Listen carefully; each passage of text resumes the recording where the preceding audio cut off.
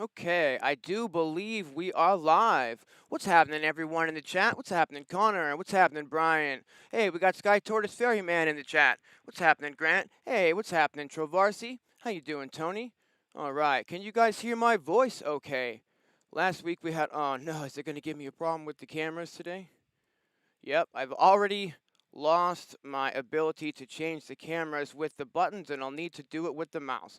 Okay, no worries, we can work with that.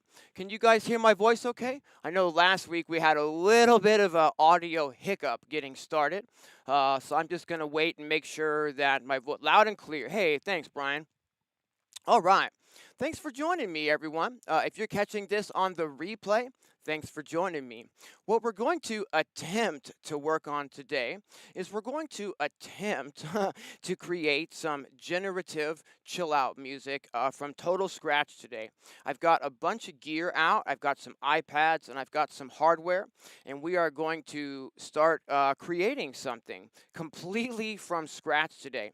Now, I'm going to approach this in a really slow and, chilled manner. We're not worrying about like trying to go super fast, and I'm in no way trying to say that, these are the best pieces of gear for putting together, music like this. We're just having some fun today with the pieces of gear that I've chosen to work with. It's quite a bit warm in Los Angeles, so if you can hear my air conditioner on today, sorry about that. I've got the AC on and a fan in the background, and I am a little bit sweating already. Okay, but let's go ahead and get started. What I want to do is I want to create something that's kind of down tempo and kind of chill out. I find that, once we start lowering the tempo, we can start increasing the amount of reverb that we can use. And you guys know I love that reverb. What we're going to do is we're going to get a sequencer happening in the iPad, and the first instrument that we're going to work with today is going to be the Dreadbox Typhon. What we're going to do is we're going to route the audio from the Typhon into the hologram microcosm. I'm going to get everything all MIDI synced up to tempo. And one of the fantastic things about the microcosm is that it allows us to sync up via MIDI to the music that we're creating and get sort of glitchy artifacts that are in sync with the tempo of what we're creating. So that's going to be the very first thing that we're going to do today. Right, the cameras are already out. Okay, so here's kind of an overview of what we've got out today. I'm using I'm just going to do a really casual overview of the gear to get started. What we're going to use for the main mixer today, we're going to route all of these devices into the 1010 Blue Box mixer. And I'm running this today as a 6-channel stereo mixer. We can assign any amount of stereo or mono channels up to 12 channels in total. So today it's 6 stereo channels, and we're going to run 6 pieces of gear into it, hopefully if all goes well. I've got an iPad out today. This is the 2019 iPad Pro, okay? And we're using the Novation Audio Hub 2x4 audio interface for the iPad. The iPad is already connected to the audio interface, but if you're not using, a Novation Audio Hub 2x4 and you're using, let's say, any other kind of audio interface, this is all going to be the same today. You're just going to need to make sure that if we're using USB MIDI, which we are, that you're not going to be able to plug that directly into your audio interface, but rather you'll need to plug that into the powered USB hub that is connected to your audio interface. When you're connected to an iPad specifically, that is.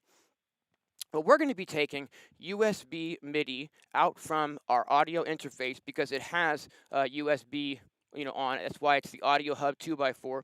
And we're going to be using the IK Multimedia iRig MIDI 2 to get MIDI out of the iPad.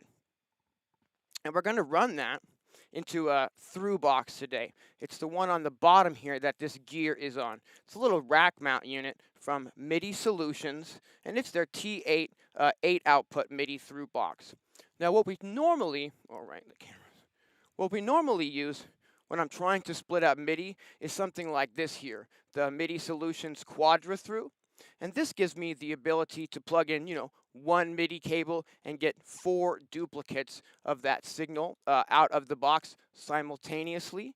The T8 is exactly the same as this, except that it has 8 outputs instead of 4, so we can plug direct MIDI into more than 4 pieces of gear. It's the same company, it's MIDI Solutions T8, and it doesn't require external power. The very first MIDI connection you plug into it, it needs to get power from that piece of gear. So that's the first thing that we're going to do today, is we're going to take, I've got cables everywhere, and we're going to go slow today, so bear with me, everyone. Okay, so I've got the iRig. This is from IK Multimedia, and this is just, a USB, and then over here we have a MIDI, in, out, and through. So I can take the MIDI out from the iRig MIDI 2, and I can plug this into the first input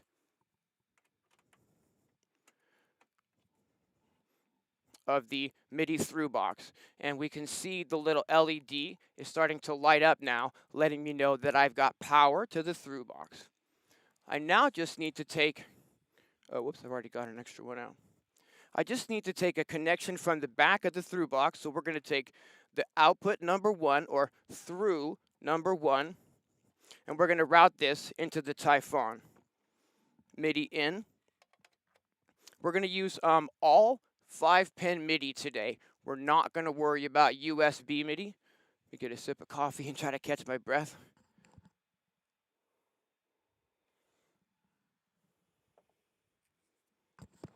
And we just try to check in with the chat real fast.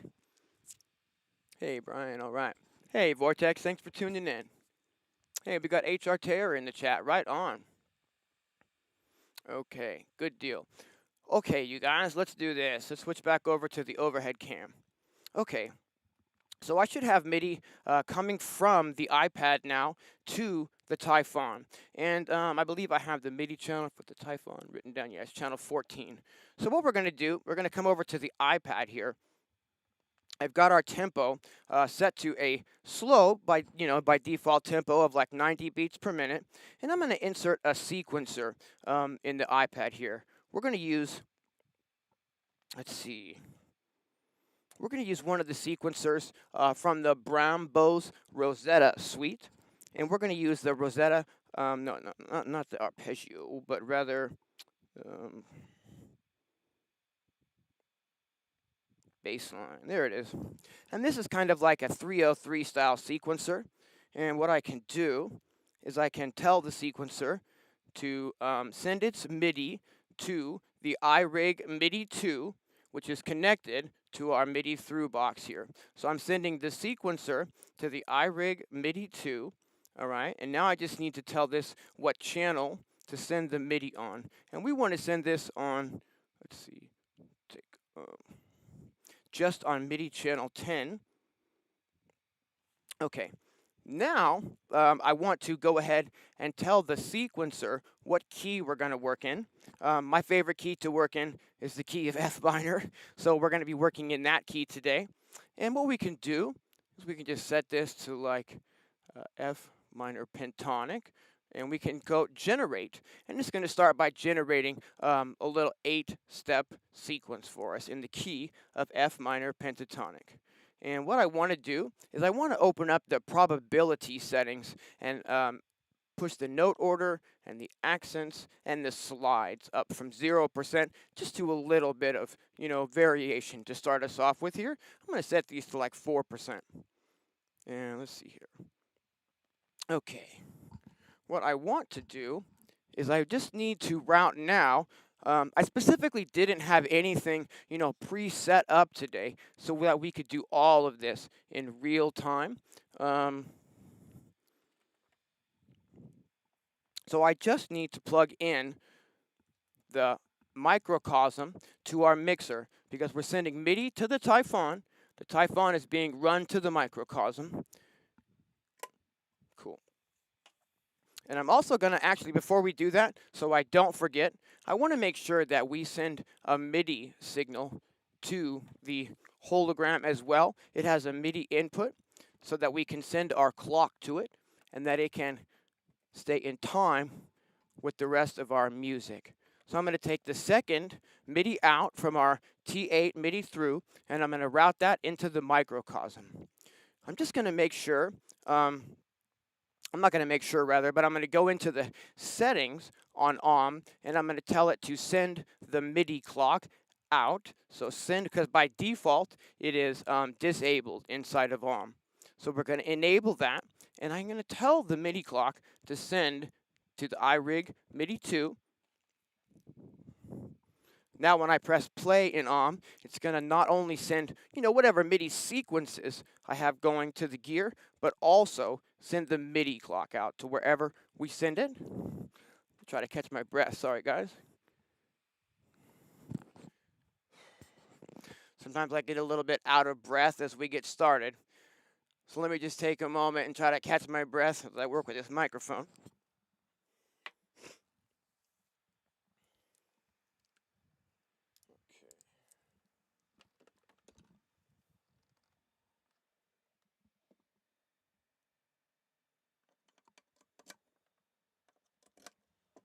Now the microcosm is stereo, so I'm sending a stereo signal into it from the Typhon, and we're going to take a stereo left and right signal out of it into the 1010 blue box, which again is acting as our mixer today.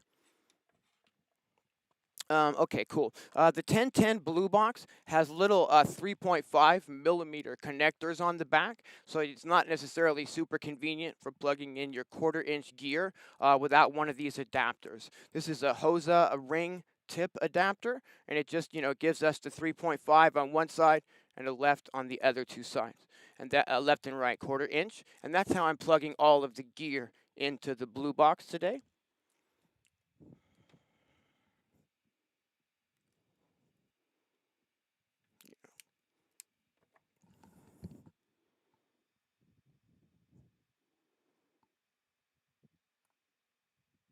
Okay.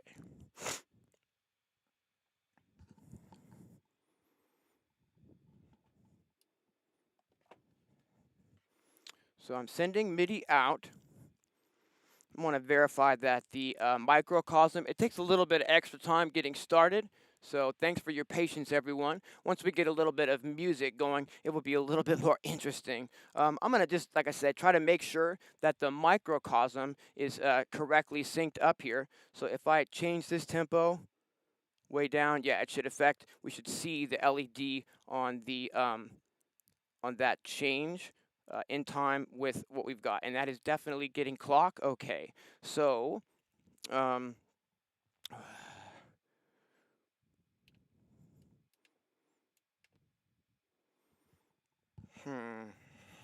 not seeming to get audio yet. We'll figure out why.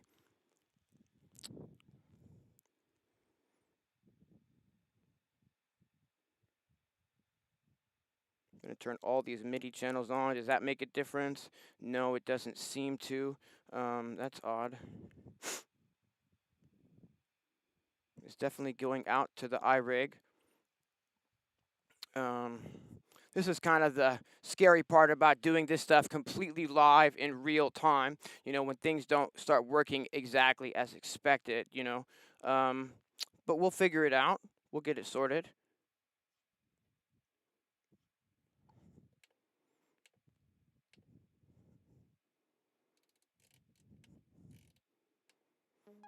Yeah, so that's odd. Okay, so I can get the Typhon going when I change the MIDI channel back to Omni, so it's receiving all MIDI channels, but that's not really what we're after today.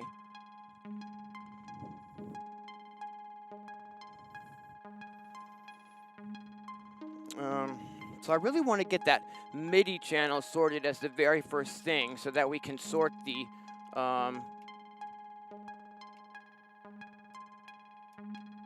okay, so as soon as I assign this to MIDI channel 14, we lose MIDI, which doesn't make any sense to me because all these MIDI filter channels are on here. What am I doing wrong? I really need the channel to be only receiving on one channel so that we can use the other gear today. Um, Thanks for your patience, everyone. We'll get there. Um,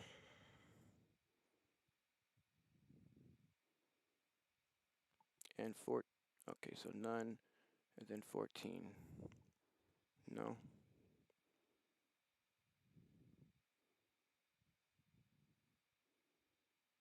MIDI sources. Yeah, MIDI sources. Channel filter. Oh, for Pete's sake. I hate having these little tiny anomalies on the live streams, you guys, and I totally apologize. I think what we're going to do is go ahead and just set the Typhon to Omni at this point, which is really not what I want to do, though, because I want to be able to use the other gear on their own MIDI channels. I'm really not sure what I'm doing wrong there, because I have it set to only channel 14 here. Let's see. Let's just move forward today, and we'll just sort of play it by ear. What I want to do, I think, is create a 16-step pattern here, rather than an 8-step pattern. And we're going to go ahead and maybe randomize a new one.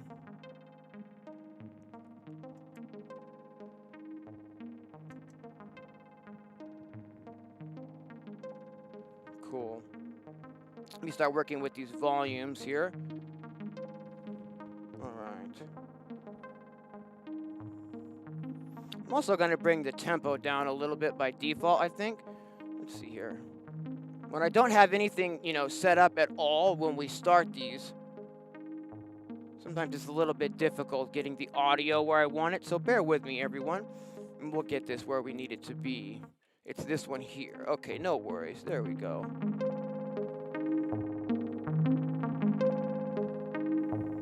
All right. Probably send out a little more audio to the stream. Gonna get these levels adjusted. All right, hopefully my voice is not exploding anyone's phone. Can you guys still hear me okay? And are you able to hear this little loop here?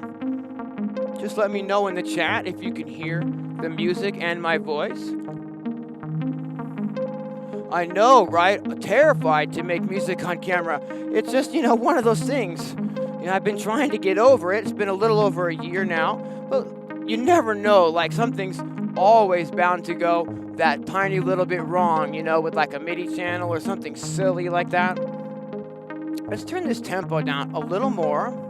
I really want to get this into a chilled kind of groove here. We're going to start, let's bring it down to 65 BPM now. It went stereo too. Music is a notch too loud, perhaps. All right, thank you for that.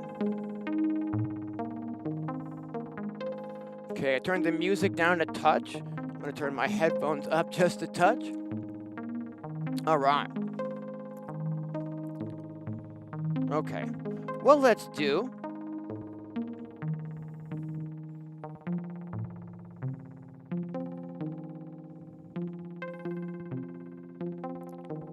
I'm gonna start customizing this pattern a little bit for us here.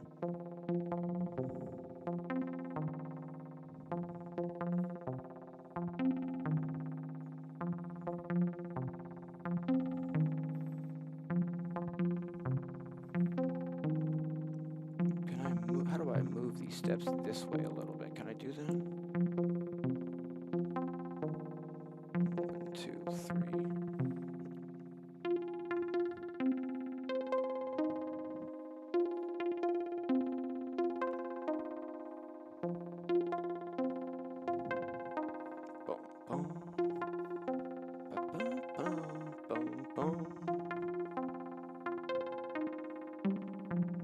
Maybe the A sharp.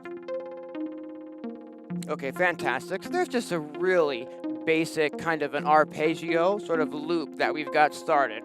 Fantastic. I'm going to start messing a little bit here with the hologram, microcosm rather. Turn that mix down.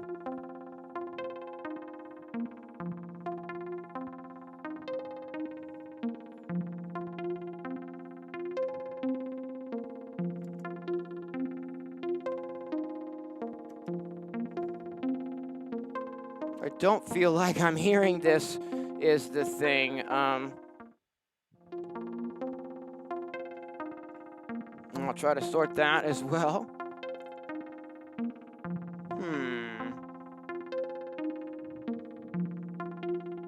I'm not really sure what that's about. Why can't we hear this? Oh, come on.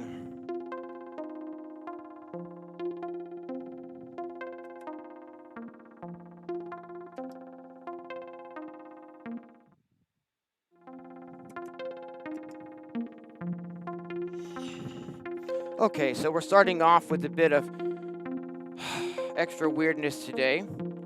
That's not really what I had in mind, but it is what it is. For some reason, I'm not really hearing the effect coming through on this pedal, and I'm not really sure why that is. It's a, pretty new pedal to the studio, and, of course it always works exactly as expected until this exact moment here when we're on the live stream.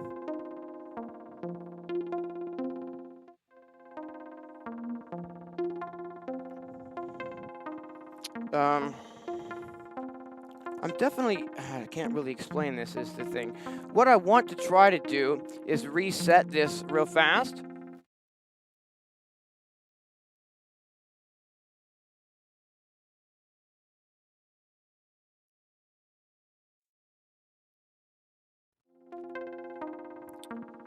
I don't think that helped, so we'll just probably end up moving forward at this time without this pedal. Oh, what a bummer, because it's an awesome pedal, and this is definitely user error.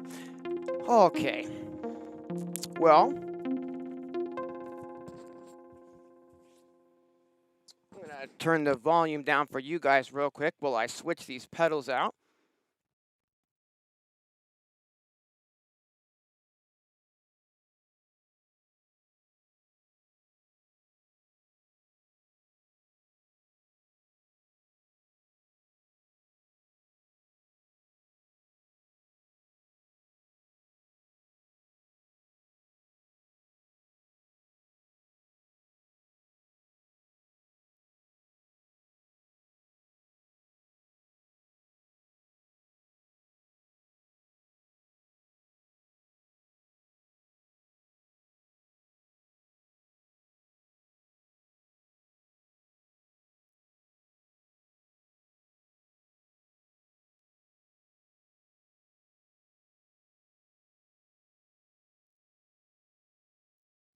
All right, so what I've got here now is I've got the Typhon plugged into the Eventide H9 pedal, and I can control the Eventide H9 with their little iPad control app here. So we're going to try to get that going real fast and get like a big reverb or something happening in the H9. Let's see if we can make that happen.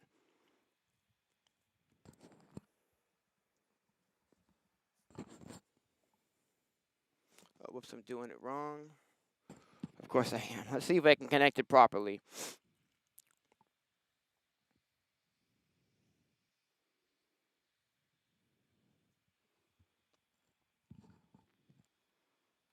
Okay, connected. There we go. Basically, I just want to kind of drown our very first sound in a lot of reverb, you know? Okay, so we're going to go ahead and bring up, let's see here.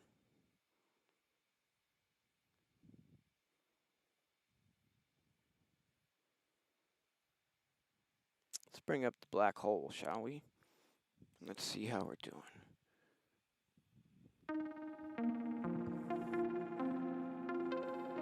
Yep, I'm getting that pedal dry wet and everything's good here.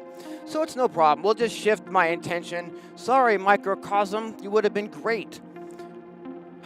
Okay, but we still got a lot of really, really awesome reverb happening from the H9. It's just that I was intending to use the H9 with the Audio Thingies Micro Monster in a bit. So now we'll have to sort of rethink that on the fly. I might just put a tiny bit more reverb on that sound because I really want to drown this in reverb. I think we'll bring the tempo down another 5 decibels as well. So down to 60 beats per minute now.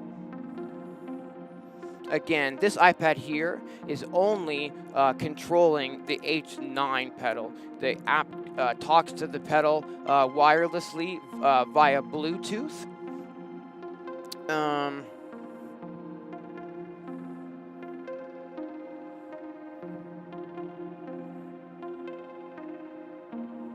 Looks like we're getting a little bit of an uneven stereo level on that, so try to figure out why that is.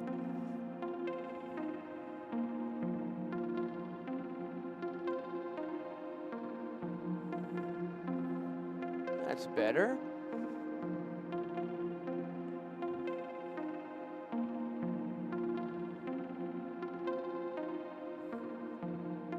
And that's a little better as well. Can you guys hear that okay? And can you hear all of the reverb that's on that? Hey, what's happening, Nutrix? All right. Hey, what's up, Wall? Is the music compared to my voice still too loud? Just let me know in the chat, you guys.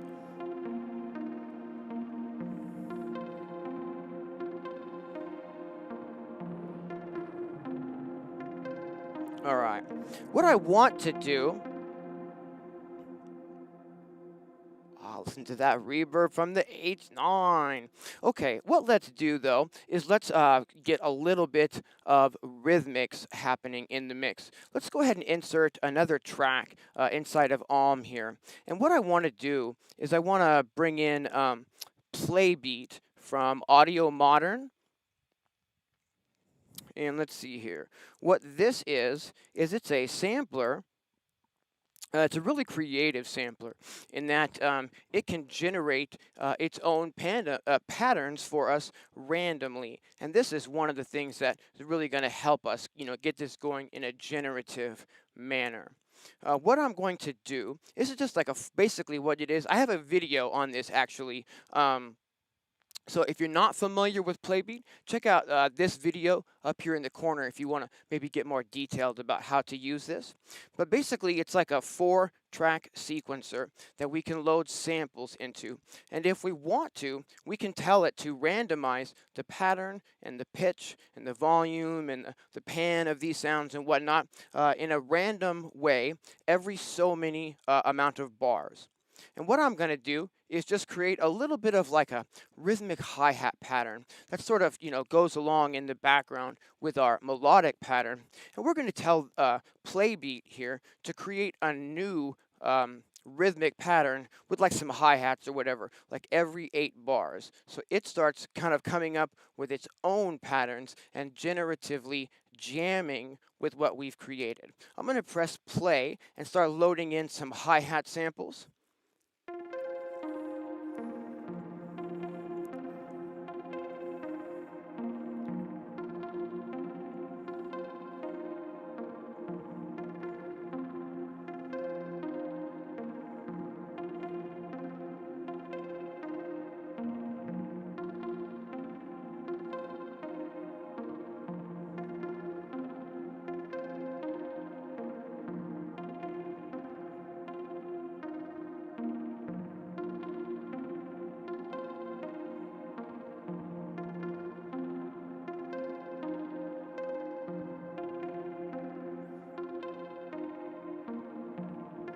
Right, I'm sitting here going, why can't I hear it? Why can't I hear it? There's always something, that I have to do. And what we need to do at this point is just plug in the audio interface to our actual mixer so that the audio coming out of the iPad is going into the mixer, the same as the audio from our synthesizer here.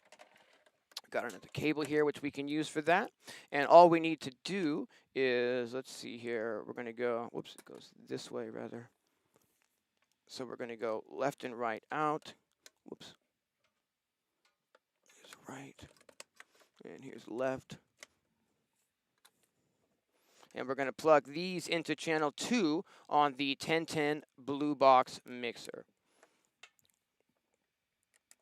Okay, channel 2, channel 2. Okay. Now we can start actually hearing those hi-hats. and I have control over the volume of what's coming out of the iPad, either in the iPad itself or now over here on the Blue Box mixer as well. So what we can do is make this a little bit more interesting as well and add like maybe a total of 4 hi-hats instead of just the 2 that I've already loaded here. Let's go ahead and load another one and one more.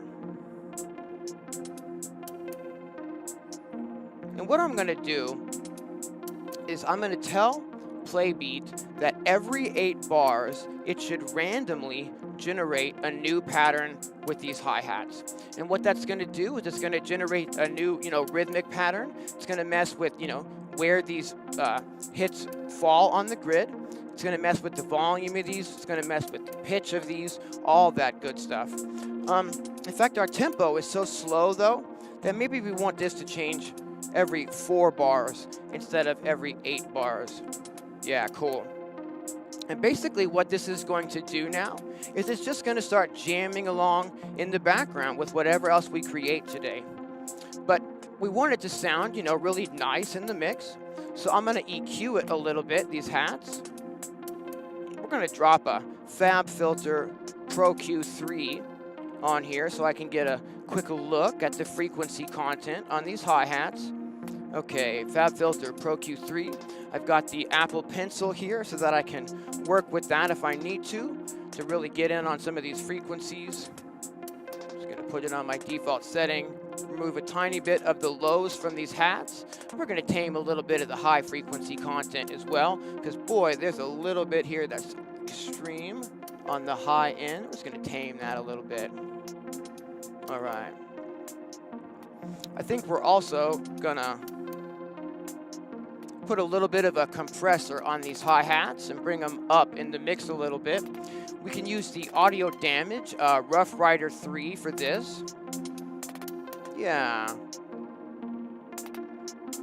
I'm just gonna get a little bit of subtle compression on these, just to kind of glue them together a little tiny bit more in the mix for us. And I'm gonna go ahead and, let's see, can I just bring the volume down here? Cool. I'm going to bring the volume down on the Typhon arpeggio so that we can just hear what's happening with the hi-hats real quick. Because this is kind of a down tempo and kind of a, chill out type of groove that we're going to create today, hopefully. I'm going to put a little bit of reverb on these hi-hats as well. So let's see here. I think we're going to use the EOS 2 reverb from Audio Damage. Just going to drop that on there, and I'm probably just going to leave the default setting, maybe bring the decay down a tiny bit, maybe it's like 2 seconds, and then maybe just bring the mix, a dry wet mix of this down a little bit. Yeah. Just so there's a little bit of air on those hats and they're not super, super clean and dry. Then we can bring up that arpeggio again. All right. So currently, the arpeggio is just kind of doing a 1-bar pattern, and it's not really doing a lot of, changing. What we can do, though, is we can go back into the real-time mutation probability page on the Rosetta baseline sequencer, and I can change the note order, the accents, and the slides up, I don't know, maybe to 10%. So we've got 10% chance that as this pattern plays through, that it might, rearrange the note order a little bit, or it might change the accents of these notes, or it might change the way that they're sliding or not sliding together. Just a tiny little bit of mutation that, might happen in real time. But what we need to do is we need to start getting some, movement here so that it's not just literally just a 1-bar loop cranking away in the background, right? What is he doing over here, licking himself now? Oh my goodness. No doggy porn on the stream, mister. Come on. Okay, so let's go ahead and let's create, let's go ahead and rather, let's not just make a brand new pattern, but let's copy this pattern here, and let's go into the second pattern for the Rosetta baseline. These sequencers will allow us to put in like 8 patterns. So if I'm on pattern 2 here, and now if I just play, I can adjust this sequence, maybe put in a few different notes. We could even make this, yeah, let's just go ahead and make a few different notes variation-wise here. Maybe we can get in like a high C instead on the downbeat. And maybe we can bring this note down or something. Maybe we could bring this note up a little bit, maybe D sharp. And then maybe this one up, maybe like an A sharp. Yeah, cool. Can we slide those? Yeah, cool. So there's a tiny little bit of a variation on our original arpeggio. And what we want to do now is we want to get the Rosetta sequencer to move between these patterns without us having to do it manually. That's the whole point of, why this is, generative, is we're getting the sequencers and the tools here on the table, hopefully, to do stuff for us, to create, rhythmic patterns for us, to create new melodic patterns for us, and to morph and kind of mutate around some of the things that we've already created ourselves. All right. Okay. So, right. Okay. So what I want to do is up here in the upper right, it's going to say manual change. And that means, we can go back and forth between the patterns ourselves manually. But I want to set it up so that it happens automatically. So if I click on the manual change, it's going to give me a window. It says, go to which pattern should I go to when I'm done playing this pattern, and how many times, should I play this pattern. What I want to do is I'm going to tell it to go to any other, I'll say go to other. So go to any other pattern after you play this pattern, how many times. And let's go with, for now, let's do 4 bars since our tempo is so slow.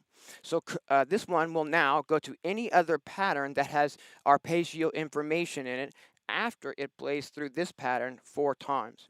We're going to go to pattern 2, and we're going to set up that exact same type of movement. I'm going to click on manual change, and we're going to say go to other. So go to any other pattern but this one after it plays through this pattern, and I'm going to leave it the same 4 times. So now we've got 2 different patterns that it's going to kind of start going back and forth between. And our hi-hat rhythmic part will be, creating its own brand new rhythm. And both of these are going to change at the downbeat of every 4 bars. Let's go ahead and save our project at this time. I'm also going to put the high quality measurement mode on at this time. And let's just go ahead and save this. Let's call this YouTube generative thing, whatever, save session. All right, now we can save as we're, moving forward as well. Do you need to go outside, Opie? Hang on 1 second. Let me let the dog out the door, guys. I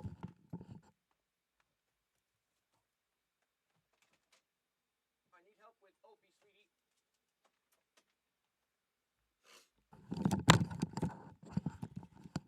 Thanks for your patience, everyone. I'm going to take a second and check in with the chat.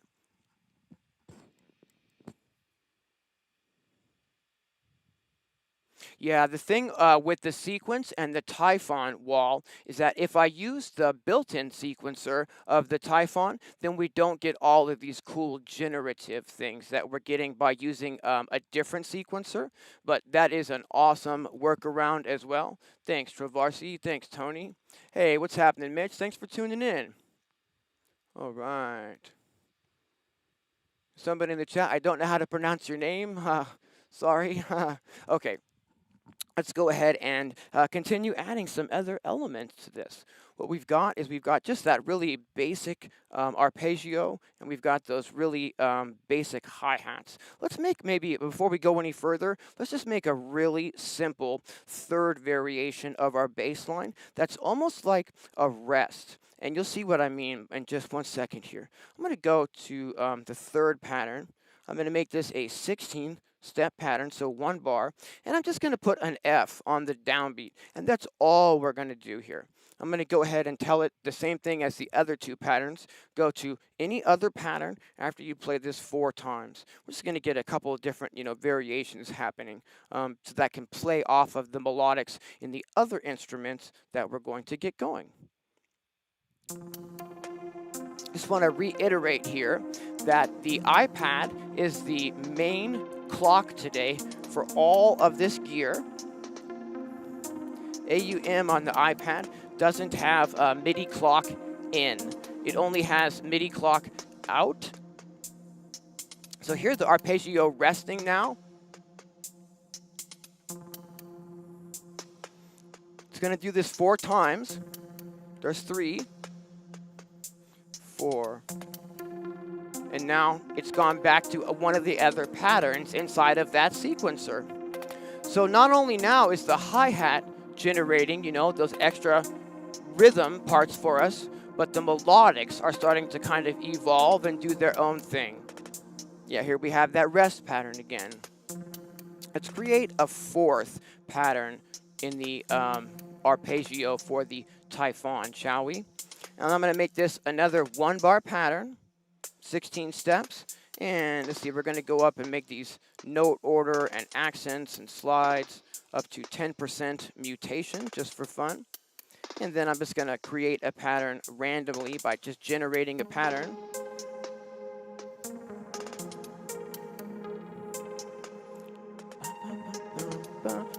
Okay, so this note here is really the downbeat in my mind of this pattern, and it'll allow me to shift the notes on the grid, in this. If I press the pencil tool, I want to shift these 2 notes to the left, 1, 2, and try that from the, you know, oh, it played the other pattern. That's fine. We're going to tell this the same thing as our other 1-bar loops, you know. If it falls on this pattern, play it 4 times, and then go to any of the other patterns. We currently have a total of 4 possible patterns that it might scroll through. Okay. So we have a little bit of generative movement happening, right? Hey, what's happening, Martin? Thanks for tuning in. Yeah, we're using the Rosetta suite today from Brombos inside of the iPad. And these are amazing, an amazing set, rather, of sequencers for the iPad. And we can use them to sequence, you know, iPad synthesizers and drum machines. We can also use them to sequence external hardware. So the arpeggio is being put out, rather, from the iPad. We're coming out of the iPad's audio interface via USB MIDI into an iRig MIDI 2. The iRig MIDI 2 is plugged in via 5-pin MIDI to the MIDI Solutions T8 8 output through box. And then I'm taking a MIDI output into the Typhon. And the Typhon is what's playing our arpeggio sound here. It's being run through the black hole reverb on the Eventide H9 pedal. My original intention was to use the hologram microcosm pedal on this sound, but that didn't really work out at the beginning of the stream. In fact, because we're not using this pedal, and we're likely not to go back to that, I think I'm going to go ahead and just get this one out of the equation for today. Maybe we'll bring something else over in a minute. Cool. I've got 4 different patterns, Martin, programmed in this baseline sequencer, and it's randomly scrolling through those patterns, so the melodics is evolving and kind of changing a little bit. Now we're running all of the audio today, guys, into the 1010 Blue Box mixer, and I'm running this today as a 6-channel stereo mixer. What I'd like to do is a friend of mine named Spider Ice Midas turned me on to an awesome iPad app some time ago, and it will allow us to get some noise atmosphere in the background of this groove, and we can kind of get that to evolve a little bit as well. Now, what do I mean when I say, you know, noise atmosphere? What am I talking about? I'm talking specifically about something like rain or ocean sounds. You know, just kind of a nice chill out type of vibe. And we're not going to worry about an audio interface for this iPad here or anything like that. This is an older, let's see, where's my, just turn this off for a second, I guess. This is an older iPad Air 2, and it has the headphone output. So this is going to be not really a super important sound today, so I don't really necessarily need it to be extremely hi-fi. It's just going to be like some rain texture. So we're just going to take the headphone output. This is just a stereo, cable here, and we're going to route that directly in to one of the stereo inputs on the blue box. Okay. Now what I'm going to do is to open that app. The app is called, what is it? My Noises is the name of the app. And we can call up a preset called Rain Noise. All right. And what I can do is I can actually put some EQ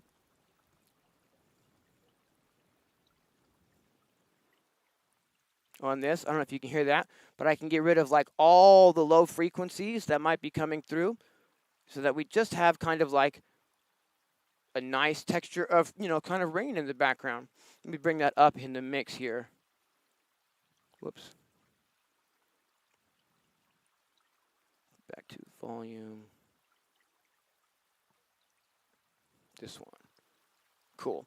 Okay, and make sure that the iPad is actually turned up itself. It is. Great. Now what you see here is we have these little faders, and what these are is this is basically like an EQ. I can turn up the high frequencies of this rain, or the mid frequencies. I can bring up some low frequencies, but we're gonna worry about cutting those out today. So you can kind of alter the way that this rain sounds, right? Or how intense it is. I hope that's coming through loud enough. Can you guys hear the rain?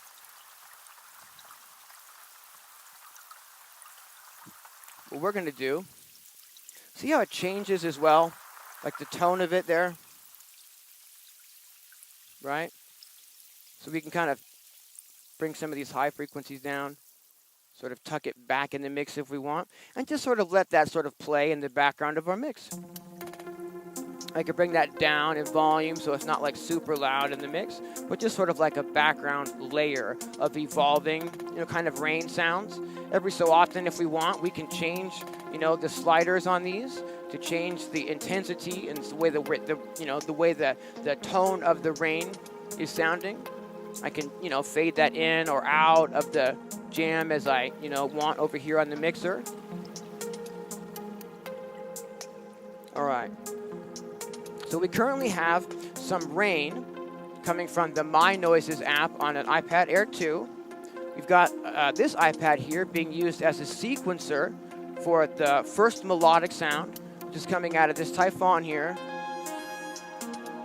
What's cool about using hardware with this kind of stuff, is you can at any time, actually mess with the hardware while the app is doing the sequencing for us.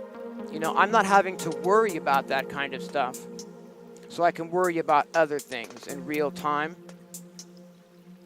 like the cutoff of these sounds or the resonance or, any other type of adjustment that we could make in real time. Now, when the arpeggio kind of does its pattern that sort of pauses, we can really hear the rain coming through.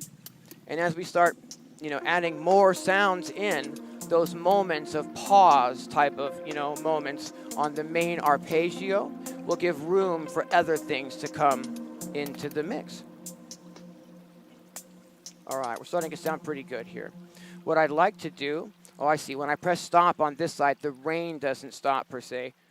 But I can press stop on that directly. Okay, fantastic. What I'd like to do is I'd like to go ahead and get something else in the mix now that we can begin to work with. And I think what we're going to do for this is I think we're going to grab the Roland TR8s and get this in the mix because I want to be able to have, I was a drummer first and foremost. I started drumming when I was about 5 years old. I still consider the drums to be kind of like my main instrument, even though I have a small room now and no drum set in here. But I'm really big on the, on the rhythmic things in my patches and in my grooves and whatnot. So we're going to add a little bit more rhythm at this time. And one of the things I think that the TR8s is awesome for when used in a a situation like this is we can assign any sounds we want and we can bring them in and out of the mix manually with these faders, like really quickly and really easily. So the first thing I need to do is just get it in sync with our project. So I'm going to take a MIDI out number 3 here from our MIDI box, and that's going to be sending MIDI clock into the TR8s. So when I press play over here on the iPad, we are getting the clock started on the TR8s.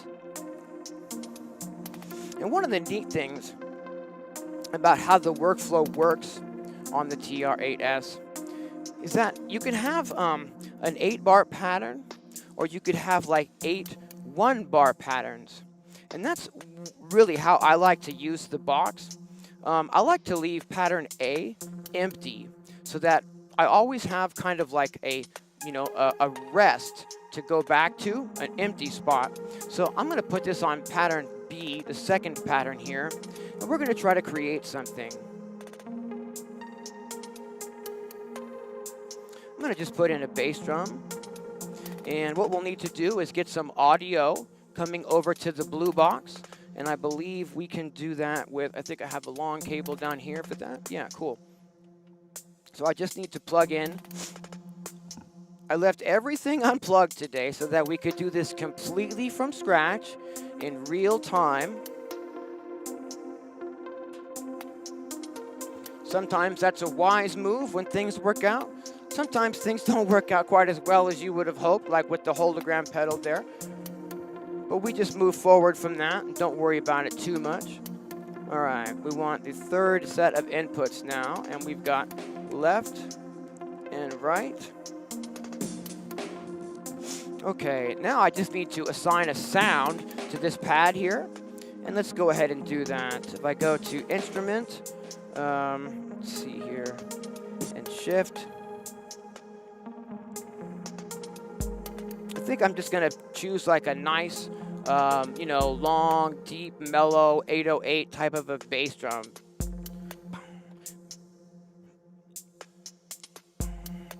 Yeah, cool. Just a really simple bass part.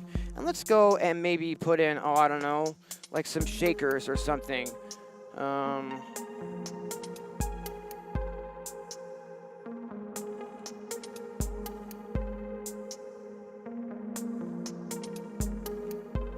And if I choose what instrument I'd like to be on this pad, we can choose a shaker. Now again, I'm trying to do all of this in real time. So we're scrolling through these hats now, trying to find a shaker sound. Ooh. This is an analog hi-hat, and I think I really like the sound of that.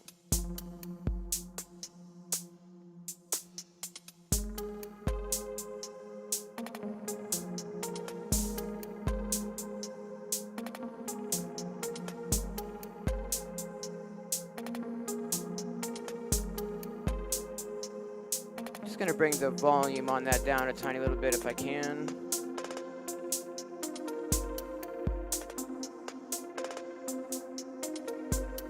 Yeah, there we go. It's a little better.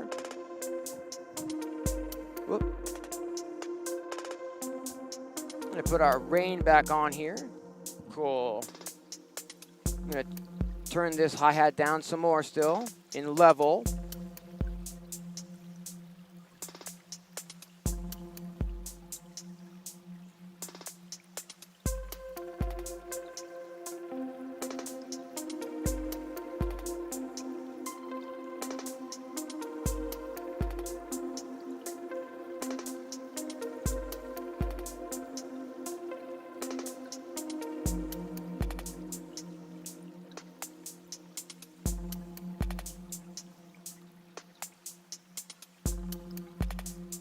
Trying to put a little bit of reverb on the hi-hat and this kit over here. Cool. So now we've got a little bit of rhythmics happening from two different places. And why is this important? Well, now, depending on, what's happening over here, I can bring these sounds in or out, and we still have this rhythm over here. Let's say we'd like to, have the ability to maybe, affect this rhythm sonically in real time and affect like its frequency content and things like that. Let's go ahead and put a tiny little bit more reverb on that to begin with, just a tiny little bit more. And what I'm going to do, no, that was too much. Okay, it's very subtle. There we go. What I'm going to do is I'm just going to put a low-pass filter now after the chain of sounds, after our hi-hat sound that's coming from play beat. So if I just add another effect here, Alm has some built-in effects, and one of them is a low-pass filter that I often like to use for this. We can turn that resonance up, maybe just a little tiny bit, maybe to like 3 by default. And now I can low pass these hi-hats, which essentially means that I'm just basically turning them down because they mostly have just high frequency content. So if we start low passing, we immediately take out pretty much all of the life to these like that, right? Now, what I want to do is I'd like to assign a knob on my MIDI controller to this low pass so that anytime during the jam, I can kind of just turn this knob on my controller here and mess with the frequency content of those hi-hats, kind of like fade them out or filter them out per se in the mix. So all we need to do is get the Novation Launch Key Mini talking to the iPad, and all we need to do to make that happen is just go ahead and plug it in. I've got a USB cable here with the mini connection on one side. Just going to bring this underneath the holder there. Cool. And then we can plug this directly into the Audio Hub 2x4. Now again, if you're not using the Audio Hub 2x4, you'll be using a powered USB hub that's plugged into your iPad, and you're going to want to plug it in there. Well, this is kind of a bummer. Unfortunately, we've just had a crash on Playbeat, and so unfortunately, we've lost all of the work that I've done there so far. We can get that back really quickly, though. We're just going to go ahead and hit Actually, I did save. Didn't I? Yeah, so we can probably, but I put a whole bunch more baseline patterns in since then. So let's go ahead and just put this in from scratch again, rather than try to reload and maybe lose, more work in the long run. I'm just going to arbitrarily type in some dots there, and then I'm just going to load, come on now. Then I'm just going to cancel, there we go. And then I'm just going to load those 4 hi-hat samples, and user samples, closed hat. Okay, cool. Closed hat, load sample, user sample, closed hat, load sample, user sample, closed hat, load sample, user sample, and closed hat. Fantastic. And we can set this to randomize every 4 bars, just like it was before. And now we can go ahead and save again at this time. Fantastic. Now if it crashed, I would be able to, go back to this point. But what that will do is give us, a little bit of a different hi-hat part, but it'll still be a hi-hat part nonetheless that will randomize every 4 bars. Okay, so all I need to do, is assign the knob on this controller to that low-pass filter that we just put in on the hi-hats. So if I just go over here, I can click on MIDI controller, and it says there's no MIDI controller connected. Tap to set that up. So if I go in here, I can now choose, launch K, mini, LK, MIDI, and now it knows this controller is plugged in, and it recognizes the knobs and all that. What I want to do is I want to assign this knob here to the low pass filter for these hi-hats so that I can kind of filter those in and out. If we go down here to the channel name, I can click on the MIDI assign information there and open this up to get anything on that track, like the filter or the instrument itself, or like the Pro Q3 or the Rough Rider or the reverb, for instance. Any of the effects that are on this track, I can start assigning to knobs on my MIDI controller, but I just want to affect the frequency, the cutoff frequency. So I'm going to choose learn, and I'm going to go ahead and click a knob here so that let's see, we're going to change the range of this so that when the, we're going to change the range of this so that when the knob is all the way in the left, then the filter is all the way open. And when I start rolling the knob to the right, that it starts closing the filter. We'll probably need a whole lot. I'm going to go down from 100% to 60% of movement on the cutoff knob. I hope that makes any sense. And what we can see, let's see here, if I bring this up, we don't really get to see it on the screen, do we? No, but we'll hear it. Okay. So if I mute the dread box there, and we've got the TR8s muted, so that we're just hearing these hi-hats now. Why am I not hearing what I want? Let's find out. On the frequency cutoff, because what is that? There we go.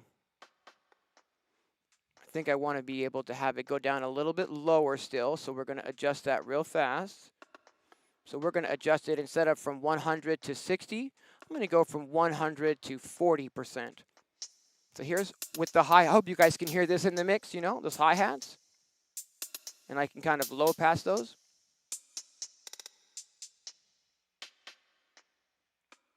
Hear them getting darker and further away now. And when I, now when I have the knob all the way in its right position, they're pretty much gone from the mix entirely. If we listen really close, they're like the tiniest little noise in the background. So now we've got control over those as the, as this jam or track or whatever is playing and evolving. There's something else now that we can do there. All right.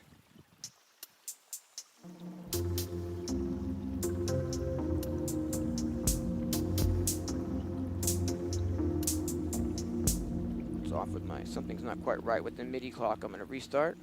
There it is.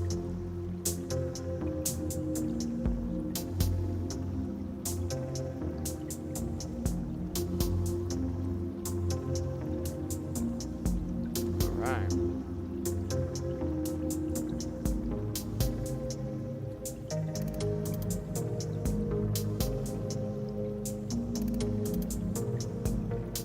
Seems like the octave has gone down on our synthesizer sound. I'm not really sure what that's about.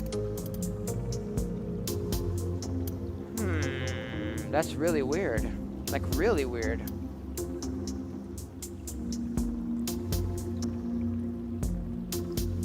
Yeah, we're definitely getting an octave lower now for some reason.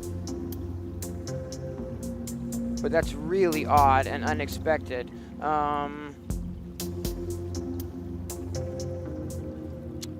Okay, I'm trying to think of how I should try to sort this one. Boy, this stream today, whoops, giving me a lot of technical hiccups. Sorry, guys. Yeah, okay. Wow, it's always something. Okay, so what maybe I can do, I'm not super familiar with programming my own sounds in the Typhon, so I can't just kind of get in there and fix it there. But maybe what I can do is reload that patch and see if that helps. Let's try that first. It did. Okay, now we've got the correct octave of our sound again. I don't usually have this many anomalies when building stuff, you guys. But I guess, as soon as that camera is rolling, it's anomaly time, right? All right, let's get that rain back in here and just let the groove kind of go for a bit. Cool, let me check in with the chat. Get a sip of coffee.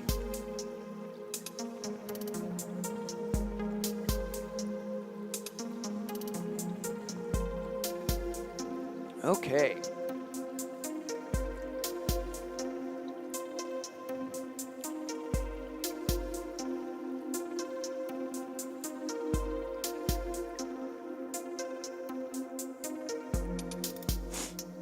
All right, let's get a clap in here. Let's get a clap in here.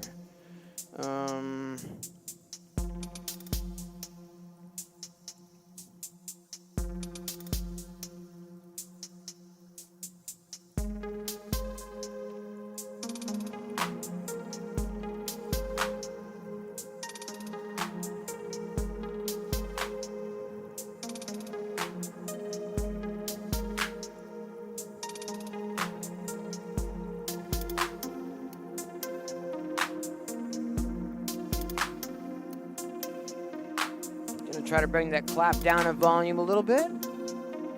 Yeah. And see if I can't get some reverb on it.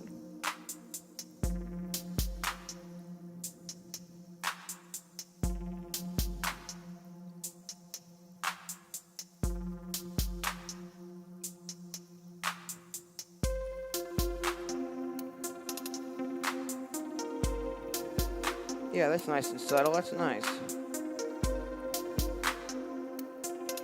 Bring the volume on that clap down just a tiny little bit still.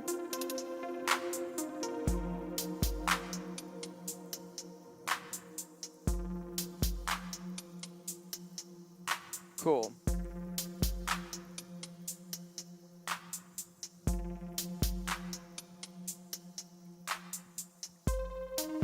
All right.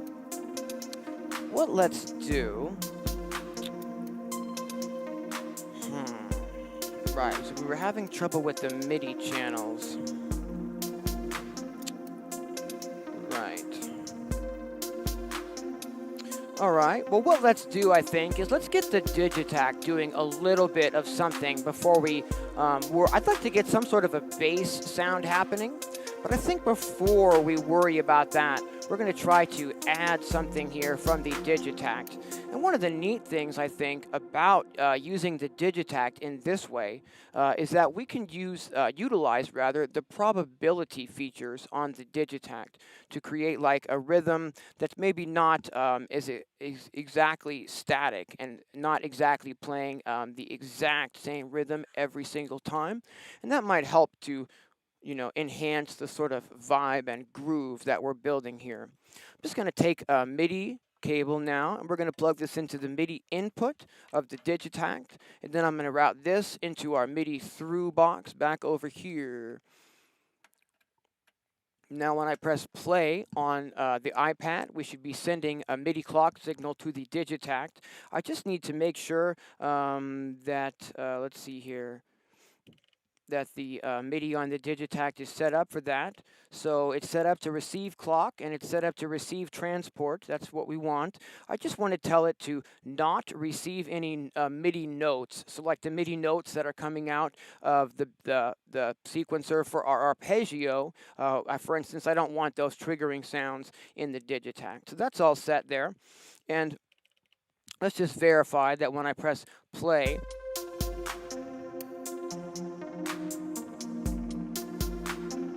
yeah, indeed, the Digitakt is now going as well.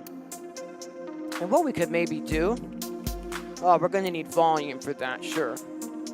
So we're going to plug the Digitakt in. Start that rain up there. Come on. There we go.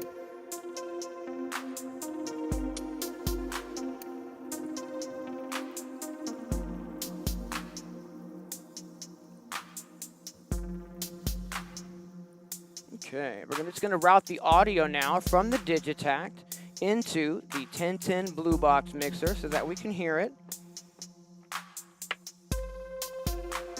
all the way around. And we'll take these here, number 4. Cool. Left and right.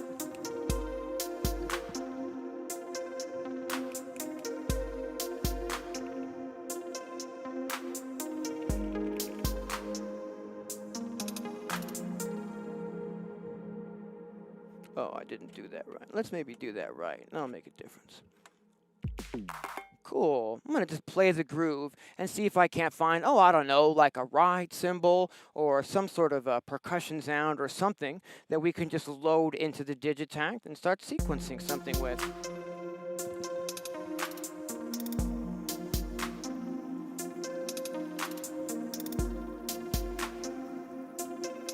All right. Thanks for sticking around with the, I know we've had a few hiccups today. I appreciate you guys still hanging with me.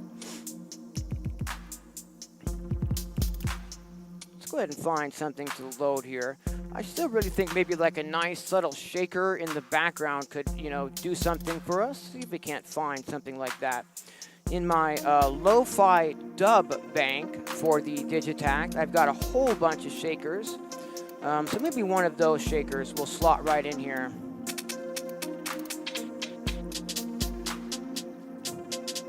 like that one. Let's load up a whole bunch of these, rather. Or no, yeah, I see. Okay. Let's make this easy then, Dean. Just make it easy. What I'm going to do is I'm just going to take like just a plain old 1-bar pattern here and put 16th notes, you know, for this shaker. But what we're going to do is we're going to tell these notes that maybe maybe they should only happen 50% of the time. So we can get a sort of a random rhythmic part happening here. We can maybe tell the ones on the, you know, 4/4 downbeat that those should, you know, trigger almost all the time, for like maybe 91% chance that those will trigger. They help us get a little bit more of a solid rhythm to work with. What we can do is bring the level on this sound down a bit, and we can maybe go into the LFO page for this particular sound, this new shaker sound that I've just added. And we can maybe get it to pan back and forth slowly between the speakers, the headphones, you know. So if we assign this LFO to the panning of that new shaker sample and tell it to, you know, pan it pretty slowly around. Let's get a little bit more stereo width, you know. It's still a little too loud in the mix, so we want to bring it down in the mix. And I'd like to put some more reverb and delay on it as well. And make the delay quite a bit longer inside of the Digitakt. I'm going to do the same thing. I'm sorry, I said delay, I meant reverb there. I'm going to do the same thing with the delay here now and give it a little bit of some feedback and some stereo width. And we just need to bring this sound down in the mix a little bit,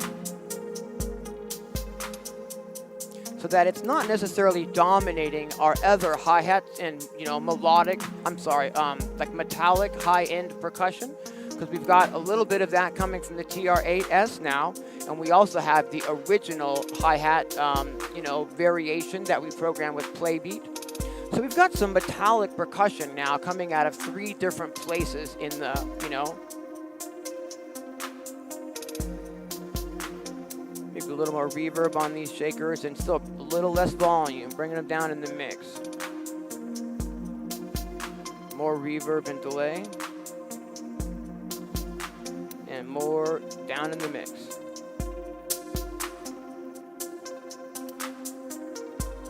All right, so we've got sort of a juxtaposition, I think, with the metallic percussion and that shaker, which is a little bit of a softer percussion here.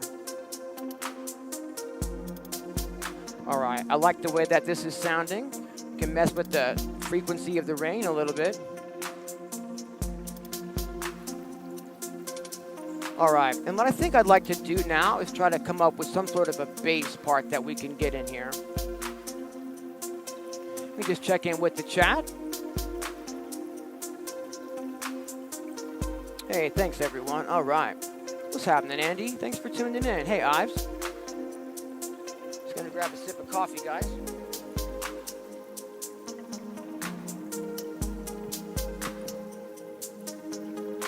I can fade those hi-hats, kind of tuck those back in the mix over here.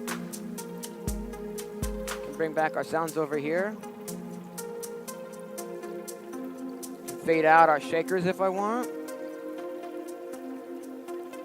That's one of the reasons why I like to have, you know, different individual boxes.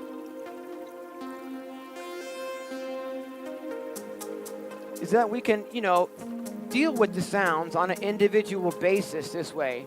We can bring things in and out really easily as necessary. 2, 3, 4, and bring those drums back in.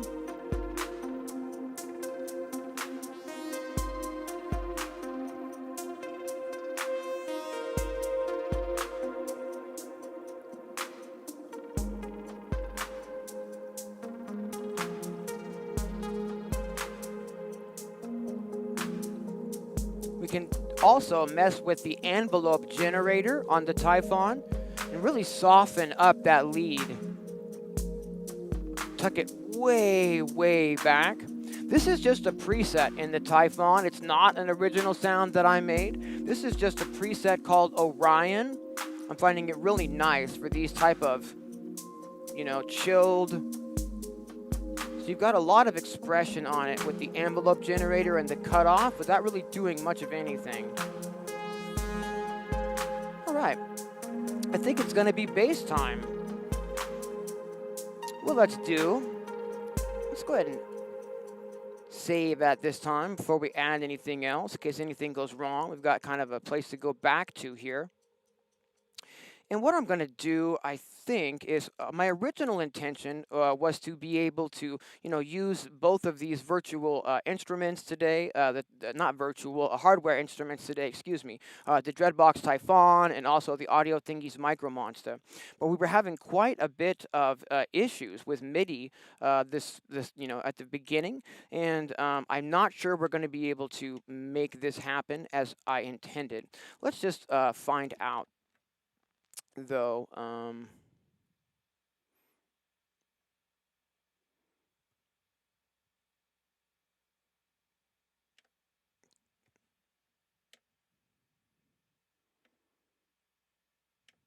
cool. Okay, so there's a program, and this is on MIDI channel number 10. So, okay, what I want to do is I'd like to try to get the Micro Monster into the mix. We're probably not going to be able to because of the anomalies we were having, but we're going to try just in case and see if we can get it. So we're going to run a MIDI into the Micro Monster, and we're going to run that out from the MIDI box here that the iPad is already talking to. And I'm going to bring up another sequencer. I think I'm going to bring up just another Rosetta bassline. The bassline sequencer in Rosetta is absolutely my favorite sequencer to work with, because not only in the Rosetta suite, because not only can it generate stuff for you, but you can just tweak those. It's got the mutate feature. I really like this one. And what I want to do is I want to route this to the iRig MIDI 2.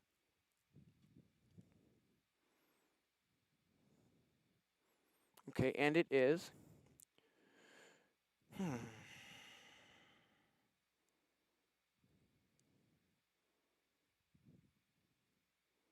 And we're going to put this into a F minor pentatonic. Just generate a little pattern here and see if I can get this to send only rather to the Audio Thingies on channel 10. Let's find out. Let's see, I'm not sure if I'll need to plug that in to find out or not. If I put that over there, does that? Okay, let's just find out real fast if we're going to be able to make this work. I've got an audio cable here that we can plug in the Micro Monster to the blue box with. All right.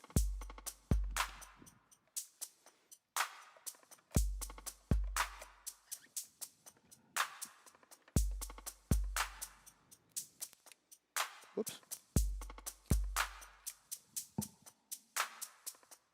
Okay, so it's not getting MIDI yet.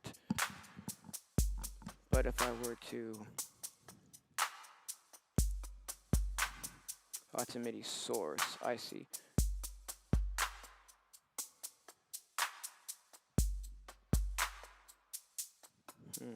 Yeah, it just doesn't want to work. Okay, no worries. So what we're going to do then is we're going to pass on using the Micro Monster today. And what I'd like to do is I'd like to just kind of get that off the table the same way that I did with the hologram. So we're not just looking at stuff that's not actually being used today. And well, what a bummer. So many anomalies. If I was working on my own, I'd probably take the time to figure out exactly what those anomalies are and what's causing them and how I can work around them and stuff. But for a live stream, I kind of just like to keep pushing forward, if you get my drift. And that's what we're going to do today. We're going to use a synthesizer inside of the iPad then to try to get some bass going. Why not? So what we'll do is just load something up. Let's go ahead and maybe load up Synthmaster 2 from KV331 Audio. Is that it?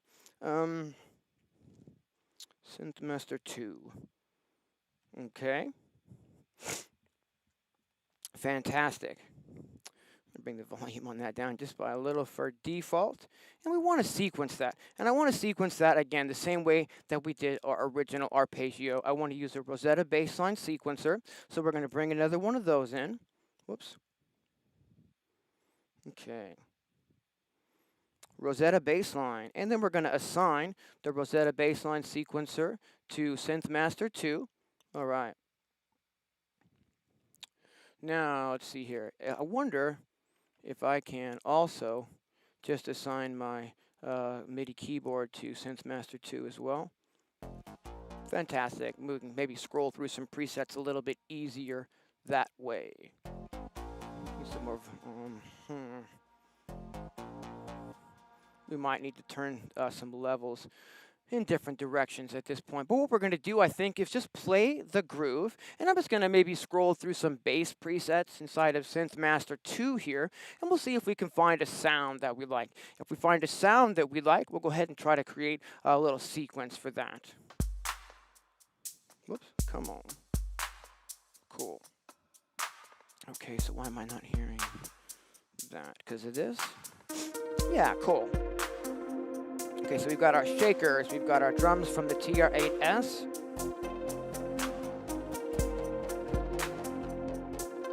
Yeah, let's see here. I need to, how am I going to make this happen? What I need is I need to be able to get more volume out of this.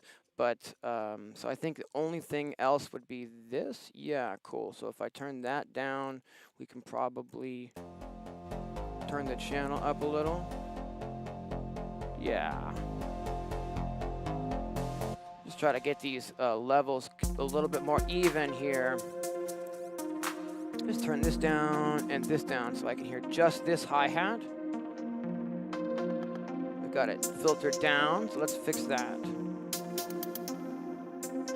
So what I'm doing is bringing the level on the hi-hat, our original hi-hat, bringing that down a little bit here so that I can get a louder volume on the bass sound, right?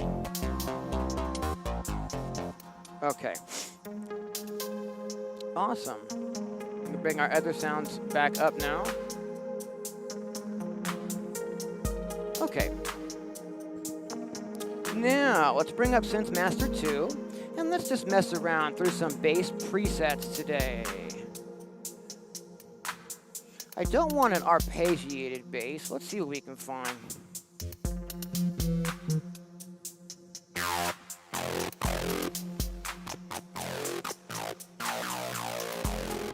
I don't want an acid bass.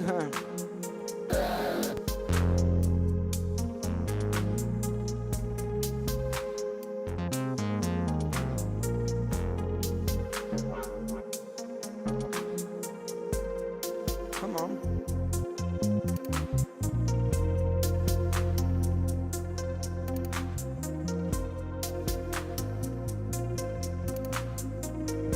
I think maybe we could start with that sound and maybe see if we can get a little bit of a pattern happening. What I'm going to do is bring up the bassline sequencer number 2 here that's assigned to the Synthmaster 2 instrument. We're going to go ahead and set this to F minor pentonic and generate a little bassline.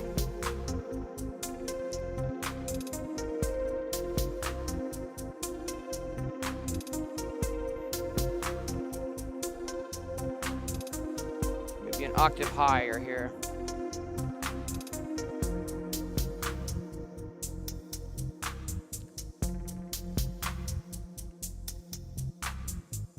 Yeah, there's a transpose feature inside of the Rosetta sequencer, so I can just kind of shift the bass note up an octave here to get that bass more into the area where we want it to be. Now I'm just kind of muting our lead arpeggio sound, so I can kind of get a better idea of where the bass is sitting in the mix, right?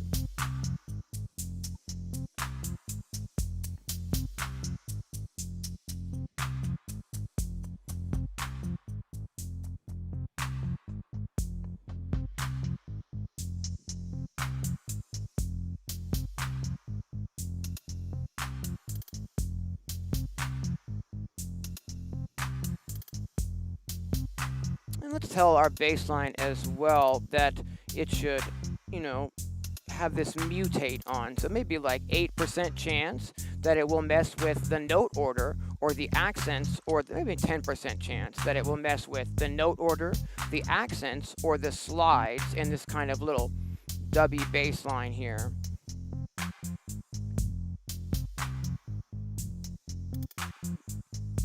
I think we need to bring the envelope release down on this just a little. Better. I'm on headphones, so I don't want to turn this bass up too much and end up like pushing way too much low end and exploding anyone's phone or anything. Are we sounding okay? Can you guys hear that bass at all? It's pretty low. In fact, we might be able to get away with bringing the frequency up on that,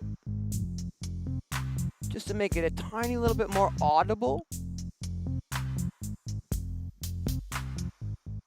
How does the bass sound? Can you guys hear that okay? And now if we bring in our lead and we bring in our rain, and we bring back up our shakers,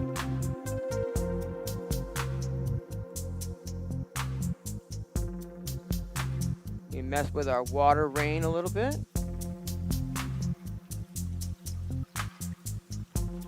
So the arpeggio is kind of moving around and doing a little bit of, you know, random and generative stuff.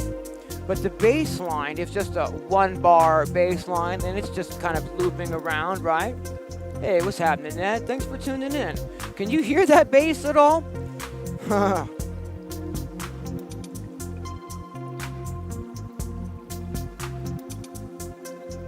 Let's see if I can show you guys something here, what I'm working with, and see if we get, this is a kind of a risk on the stream here. I'm kind of hardwired in, but there's a really big light there screwing everything up. But what I've got here is I'm running Ableton with a couple of visualizer plugins on the screen. I'm running the FabFilter Pro Q3 so I can get a really good idea of what, you know, our frequency content looks like. And I'm also running the Isotope Tonal Balance Control plugin over here. If you guys can see that at all. But that gives me a really good idea of like how much low end and how much high end frequency we're pushing. And if I stop talking for a moment,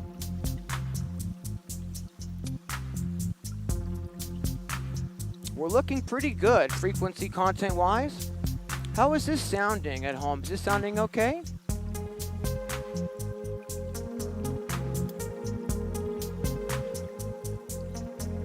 Mess with this rain texture a bit.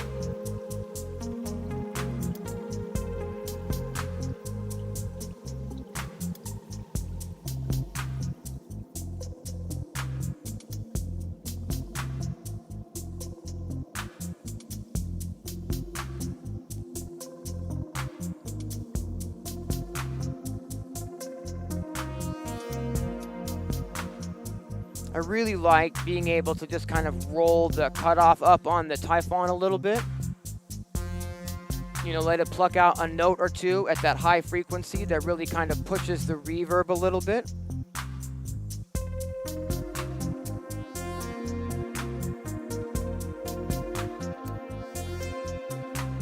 All right, let's create a variation of the bass line. So the same way that our arpeggio is kind of going back and forth between about 4 or 5 different patterns, that our bass line can change up as well. If I just bring up that sequencer and I copy this pattern and I go over to pattern 2 and I paste that in, now I can make a variation of this pattern.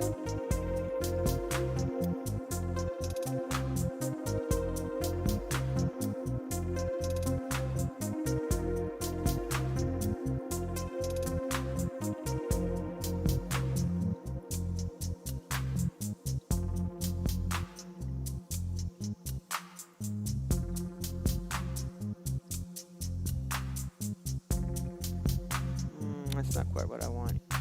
We're getting there though. Maybe this to be an F. Maybe a lower F. Yeah, that's kind of a nice little change up bass.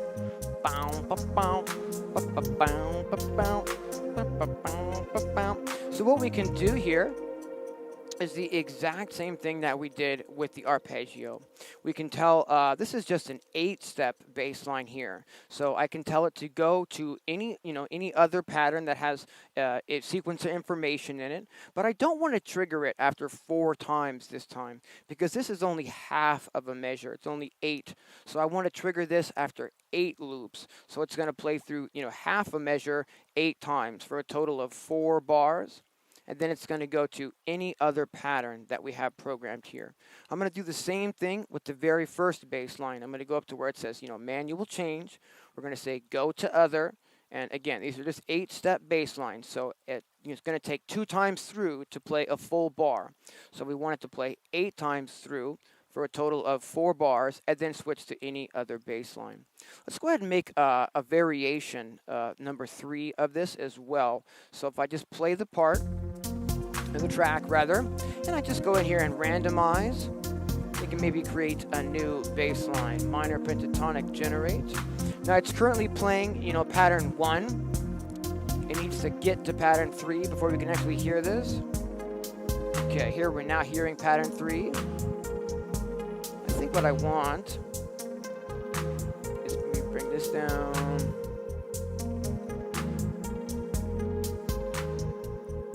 Maybe bring this up to another higher octave, D sharp. Yeah. That's kind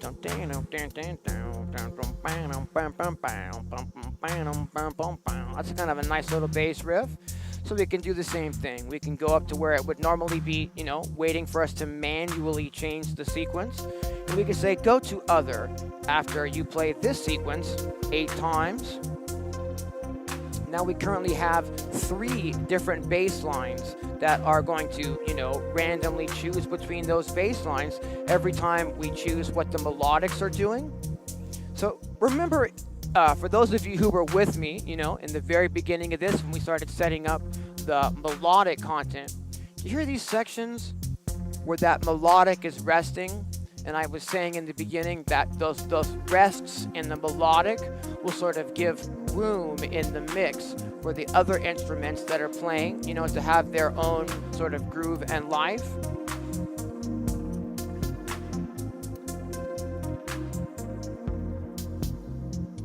Here the arpeggio is just resting.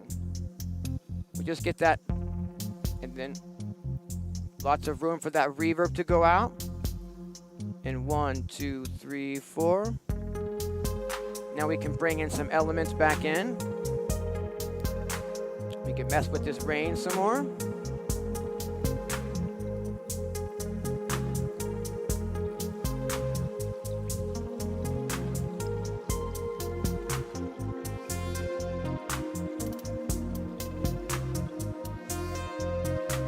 Mess with that envelope to the filter and make our lead really subtle.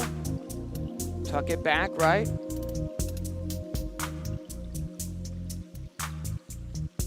So we have 2 of these patterns for the arpeggio where it's just hitting that downbeat and resting. So we have quite a bit of, option that it's going to land on one of those patterns to create those nice bits of sort of automatic ebb and flow happening in the mix as things are coming in and out auto-magically now. You can mess with that envelope on the Typhon and brighten up our sound.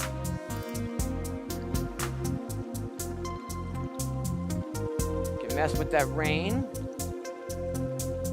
Tuck it back, right? We can mess with the hi-hat that's coming out of the iPad and tuck it back, right? Drop those shakers. Now we're basically just hearing the hi-hat from the TR8s here, and I can turn that off. See how we're sort of ebbing and flowing now? I can bring in the shakers, and every 4 bars we get some change and movement in our pattern.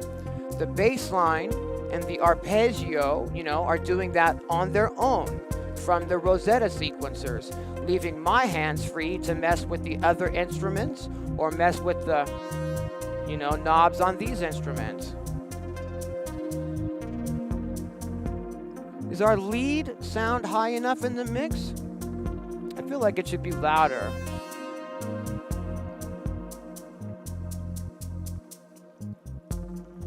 I'm gonna bring it up a decibel. I'm also going to cut off any low frequencies on that melodic lead beneath about 50 hertz, so there's no possible sub frequencies that are conflicting with our, you know, bass sound. Thanks for bearing with me, guys. I know this was kind of a slow one to get started today. What let's do, okay, is let's go ahead and add another sound that we can mess with over here on the TR8s. Let's go ahead and bring a ride cymbal in.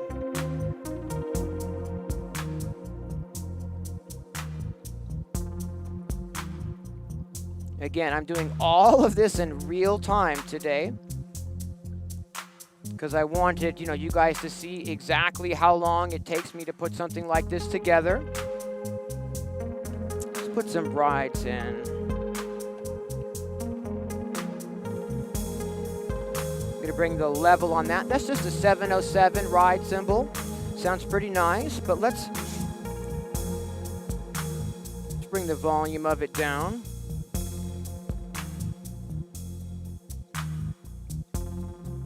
Want to tuck that ride cymbal sort of behind the other, you know, high metallic percussion that we have in the mix.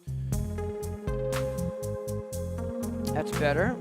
I think we can also pan it maybe a tiny little bit to the right to give it its own sort of space in the stereo field and not be just competing for that dead center space in the stereo field. So I hope that you can hear that the patch is kind of, I just calling it a patch because I'm so used to patching Euro rack these days, but I hope you can hear how the track is sort of just evolving on its own, going through these different sections, giving us things we can pull in and out.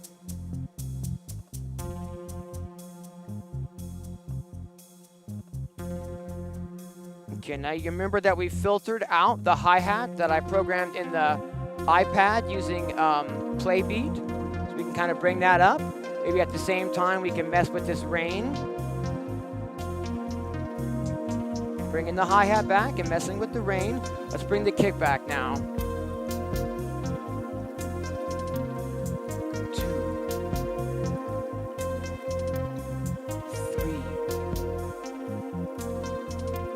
3, and 4. Let's bring these shakers back and the clap.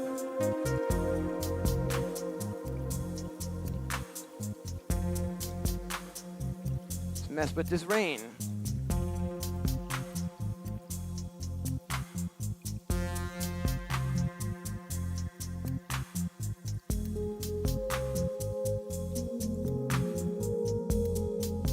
Getting the rain really subtle here. Let's tuck our ride cymbal back in the mix and bring these shakers out. 2, 3, and...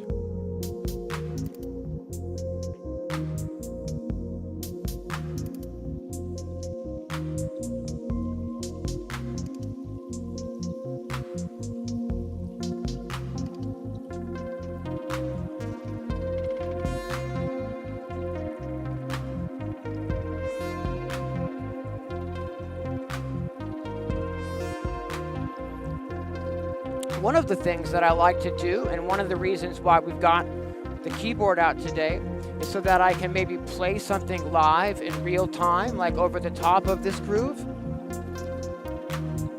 Let's see if we can make that happen. Let's go ahead and just insert another instance of Synthmaster 2 from KV331 Audio. All right.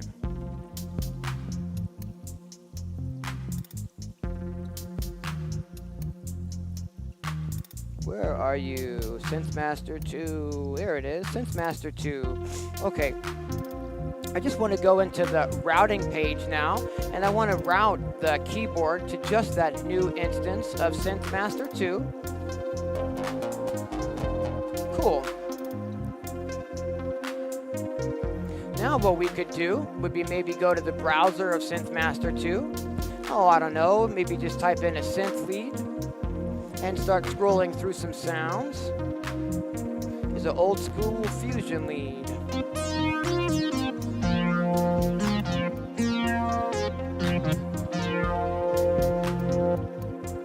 Let's see what else we got.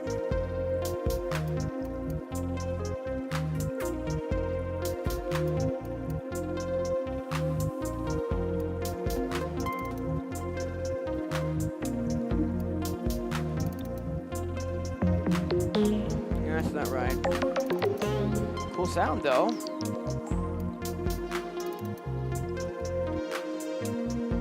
Oh, hold the phone here.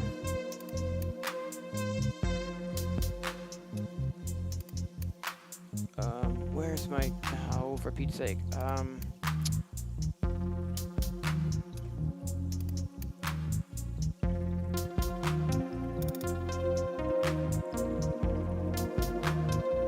Where's that filter? Yeah, just not quite the right sound. Okay, no worries. We can find the right sound then.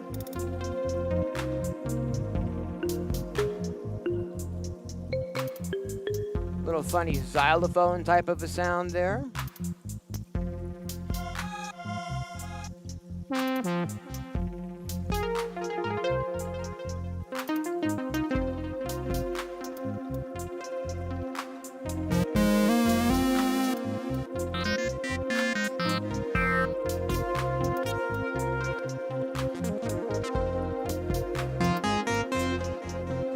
Nothing really jumping out at me that's really, you know, fitting where I want it to fit so far. So we're going to scroll a little bit till we can find something that works a little better.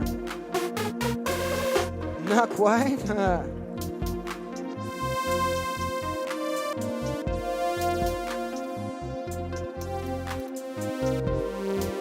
so close, but not quite.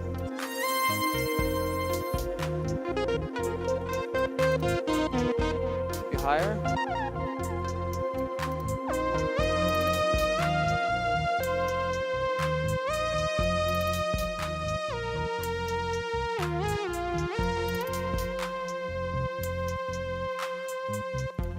I think that sounds kind of nice. Let's put an EQ on that new sound real fast. I'm going to use the Pro Q3 here. I'm just going to eliminate a little bit of the low frequencies from this lead sound.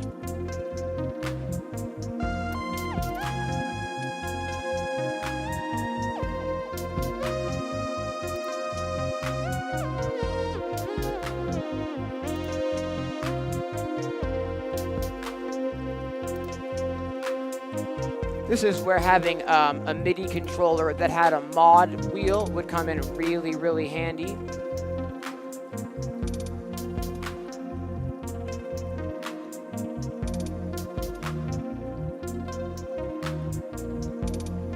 I don't see an easy way to load, to assign the mod wheel to a knob here inside of the iPad. It might be possible, but I don't see a really specific way to make that happen. So we're going to pass on that. But we are going to add a little bit more reverb, I think, to this lead sound. Let's just use the EOS reverb again from Audio Damage.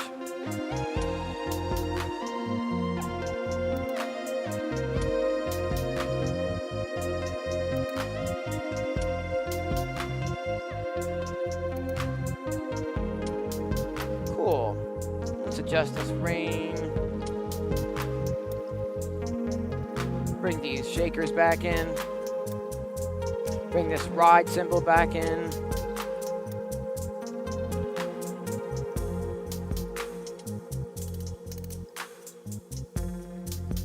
I think we could use probably a MIDI clock restart at this time to get everything really in sync with each other. Yeah. I'm going to check in with the chat. Sorry, guys. I know I've been a little bit lax on keeping up with the chat today. Yeah, the Rain app is awesome. Now, let me actually stop all this goodie so I can show this to you. This is called My Noise, and basically it has more than just rain is the thing. It has like white noise presets, like a Tibetan choir preset, all sorts of neat stuff. Like here's a spring walk, for instance. There's an ocean preset, and all of the presets kind of have this mixer here to where you can, sort of adjust how things are sounding and the intensity of those things. There's a way that we can animate these as well. Down here at the bottom, we can here's the preset called, wobbler. And if we select that, the knobs start moving on their own there. And the texture, kind of starts moving on its own.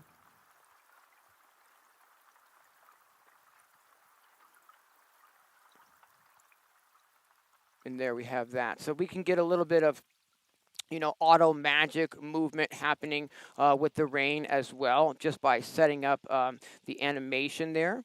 Kind of just sort of starts evolving and changing the tone there.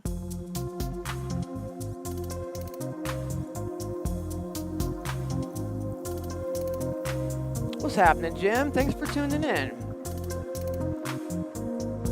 Hey, thanks, Omri. I really appreciate that. Hey, what's happening? Audible video. All right. Yeah, it's just a really, really simple one today. This is just an 808 kick. It's really basic, 707 ride. It's like an 808 clap here. We've got just like a shaker sound coming out of the Digitakt.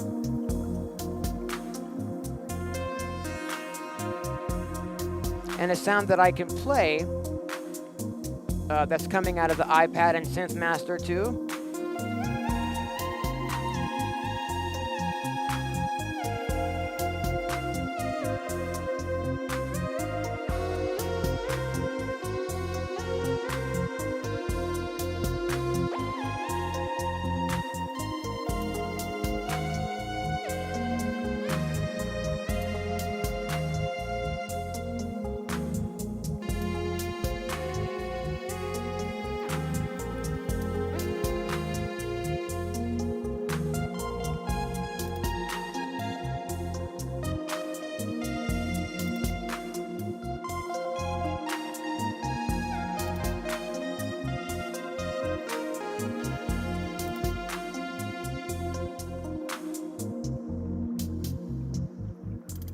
That's also kind of something that's just part of my jam workflow. I don't really know why, but I'll do like a lead, and then when I'm done with the lead, I'll quickly try to mute a bunch of stuff so that it's almost like a dramatic pause.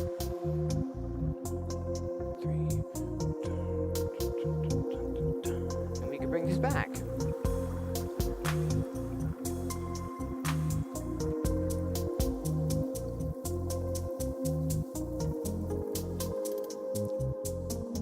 Let's make another variation on our lead melodic line.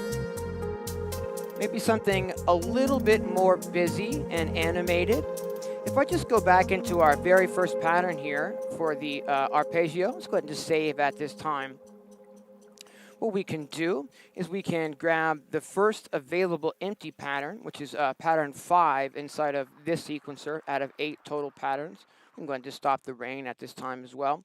And we can just, tell it that we're still working in F minor pentatonic and to generate something. And then let's see here, if we just play this. Okay, here we go. Ooh.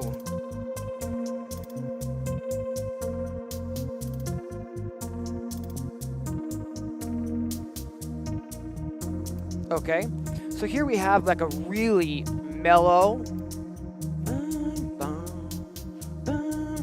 just a really simple part. I'm going to tell this that it should do that same kind of change up as the other, arpeggio sequences here. It should go to another pattern. We're going to play this. This is a half a bar loop. So we'll just play this, 8 times for a total of 4 bars, and then it will go to any other pattern. So now we've currently got 5 different patterns inside of the Rosetta bass line. Let's make another one. If I go to pattern 6, our first empty envelope here, our first empty sequence, And all we need to do is just go to the first page here and generate a new sequence. It's got kind of potential to it, but let's make it a full bar. So I'm going to make this into a 16-step sequence. Sounds pretty nice already, actually. Maybe make this a little bit lower. Fantastic. There we have another variation. Let's go ahead and set this up to change auto-magically as well. This is a 1-bar pattern, so we'll just have it, play through it the full bar 4 times. And let's make another one. Let's go to pattern 7, right? And let's make another rest type pattern, a really chilled pattern. So let's put an F on the downbeat. And let's make this a full bar pattern, so 16 steps. But let's make it a little bit more, than just the one note.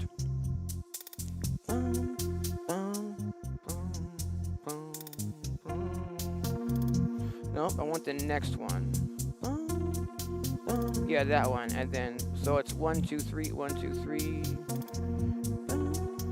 Let's make that a G sharp. G sharp.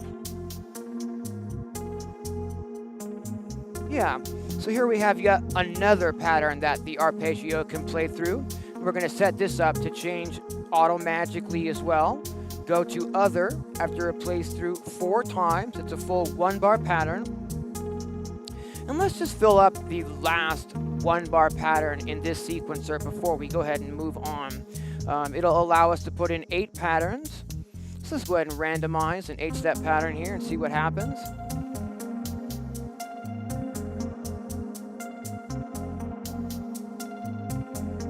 I think that the A sharp, the second note, is really our downbeat. So I'm going to go in here and make that the downbeat. Yeah, cool. And we're going to tell this one the same as the others. Change, go to another, any of the other patterns after you play through this pattern 8 times. We're going to go ahead and save at this time.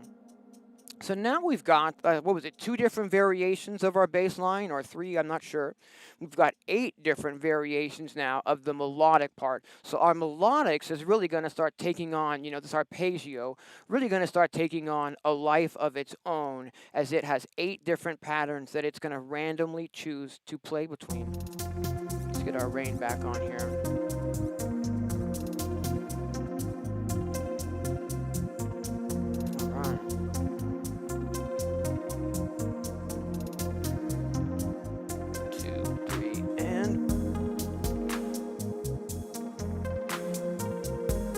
Drums up in volume a little. All right, now here comes the change. In 1, 2, 3, and basically now what we've created is we've created some generative chill out music. All right, I'm sorry it took me a little bit of time to get started today, you guys, and a few of the things along the way were giving us a hard time. But for those of you who stuck with me, it's been just about 2 hours now. I'd say we definitely achieved what we set out to achieve here.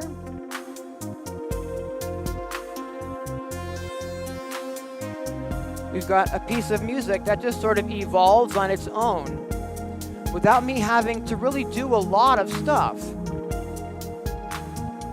But it's based on all of the elements that we put together in the beginning and that we built from scratch. There are no absolute, magic sequencers to where we just, plug it in and it just goes and everything is awesome. We have to do a little bit of that setup work ourselves. But I think you can hear just how worth it the time spent is.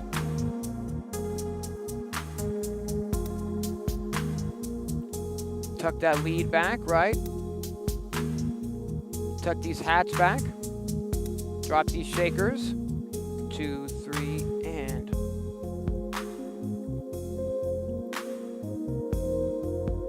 Start fading out this ride. In 1, 2, 1, 2. Bring the shakers back. As long as I'm doing something, every 4 bars or every 8 bars, the kind of helps keep the movement flowing. And you can hear that the jam is really just kind of jamming itself, right? And that's the key here. That is the key here.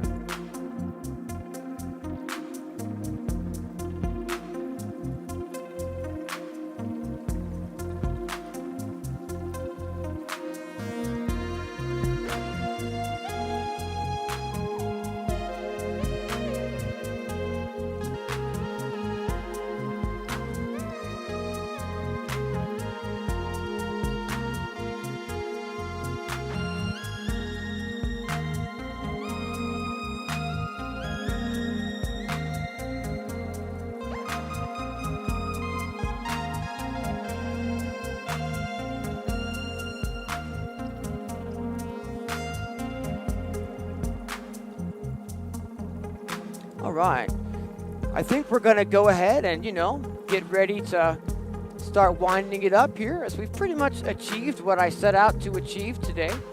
I want to give you guys some time to, say goodbye to each other in the chat and all that, and ask any questions, if you got any questions, whether they be about, maybe creating generative chilled music, whether they be about the Digitakt or the iPad or just music production in general.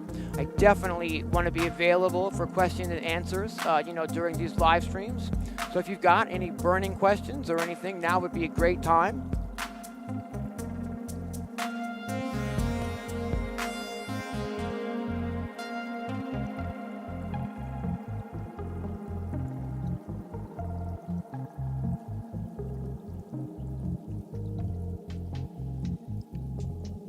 Bringing that hi-hat back with the fader, the knob, rather.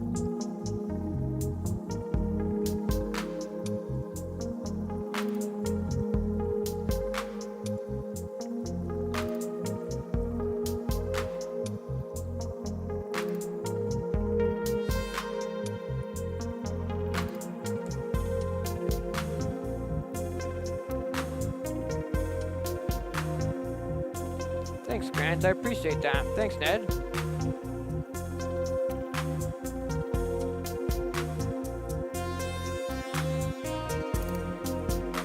Now, this may not be, the most amazing groove that ever, existed, or the coolest chill out, but I think you guys can see the potential in something like this.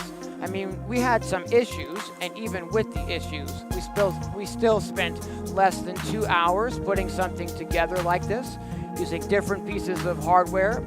We could certainly, get in and program more drum sounds in the TR8s and make this more robust rhythmically. We could add all sorts of stuff in the Digitakt, being as though it's just a sampler. Let's maybe try something like that, in fact. We're writing in the key of F. So, if I was just to go in here and look, let's see,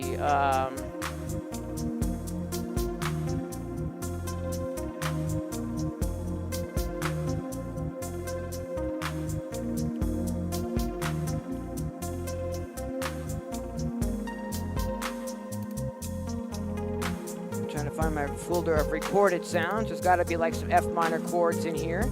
Maybe something we can drag in.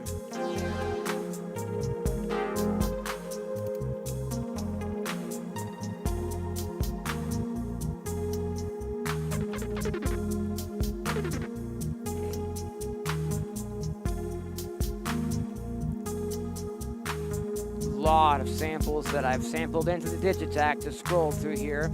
Here we go. No, nothing yet. Come on, something.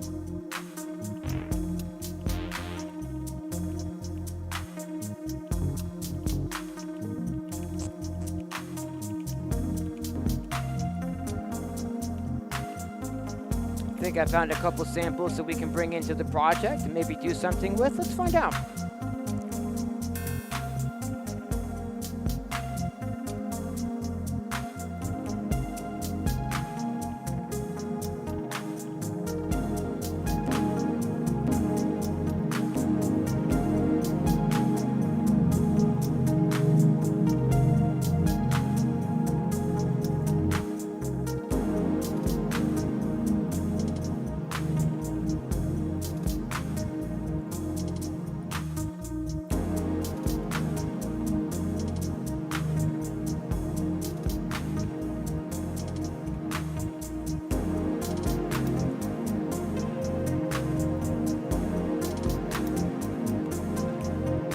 right, there's a little chord stamp, and what I can do is I can go in and I can tell it to only trigger one time out of every 4 times through the pattern, essentially making that hit only hit at the beginning of every 4 bars. So essentially, we're going to get a chord stab at, every 4 bars. So every transition kind of has a little chord hit on it now. And I think what I'd like to do is make that a shorter chord stab. Like just a little hit. It's shorter still. Just a bump so that it allows, space in the mix for the reverb and the delay to kind of trail out for that sound. Let's try that again. Yeah, cool. We just reset the clock here. Yeah, too short, but we're getting there.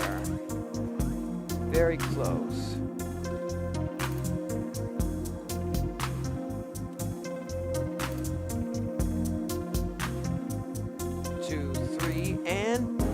Yeah, cool. Now we're hearing some of that delay come through. Yeah, we're getting there. All right. Just gonna make it a touch longer still. Just trying to finesse that.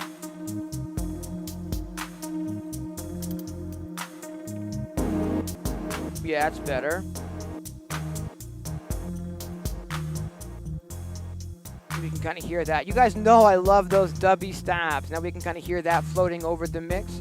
And we can turn that, off if we don't want it to play. Just grab the volume on the Digitakt and fade that out. Or we could just mute that one track from playing, Sort of fade these drums out while we sort of fade the rain in and mellow out our lead. And get ready to play something.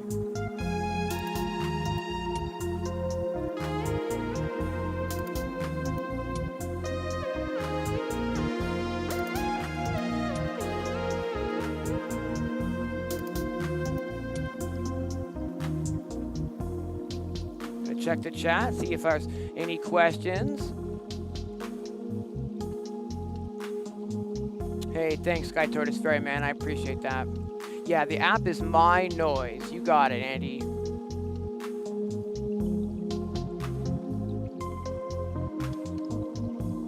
Yeah, the microcosm is really fantastic. I'm sorry we had issues with that. I really wanted to have that in the mix today. I'm really not sure what I was doing wrong because every other time I've used it, it's worked flawlessly. Of course, we get on a live stream and immediately I'm having issues with it. But I really recommend the microcosm. It sounds amazing. So now that we're mellow, start fading in these chords again.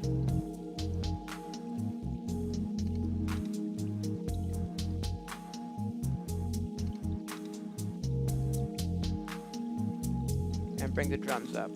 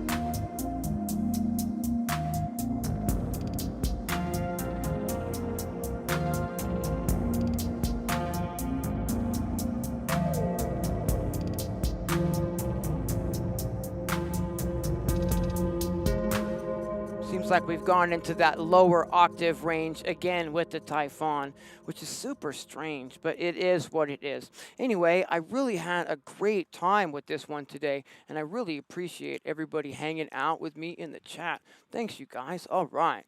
All right. Cool deal. Hey, I really appreciate that, everyone. Hey, all right. Cool deal. Hey, we still got the rain going in the background. God, I love this app. Hey, before we call it today, let me show you guys maybe just a little bit more about this app, actually, because it is freaking awesome, is the thing. I'm going to bring the volume up here on my noise. This is just the rain app we're listening to now, okay? And if I stop the rain, what we can do is I can bring in one of these other themes, right, to show you guys. They have a white noise generator one, which is pretty cool. So literally we can shape, you know, what this white noise sounds like. Imagine if you know, were using something like this for sound design and you had an external filter, and you were able to, you know, like a low pass or a high pass, you could use something like this, you know, to create sweeps, down filters, and, you know, risers.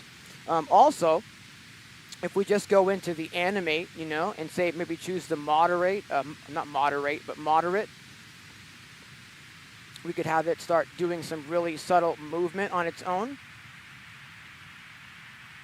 You hear that a little bit better, actually, if I maybe put it on like the wobbler set. Yeah, there we get a little bit more movement happening on those faders, so we can see, you know, in real time how it sculpts the sound. Big, big, big ups to Spider Ice Midas for turning me on to this app, you guys. It is absolutely a blast to play with. The thing with this app is that it's not AUV3 or any of that stuff. It's just kind of like loaded up and mess around, right? Here's some Tibetan choir sounds. So you can record, you know, you can record the audio out of it if you want. If we go here, we can go to animate. We can put this on like, you know, a setting to move those knobs a little. There we go. Bring the volume up on this.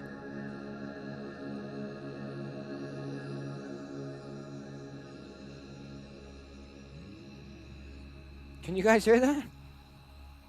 Bring up some of these higher frequencies maybe.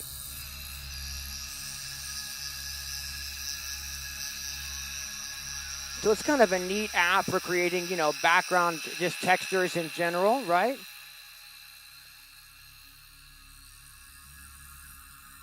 Stuff that kind of moves a little bit. Let's load one more of these. Let's load this Unreal Ocean preset, which is like a Tranquil Waves one. And if I like adjust these a little bit, and then we go to the animate, we can put these on like wobbler and get those moving.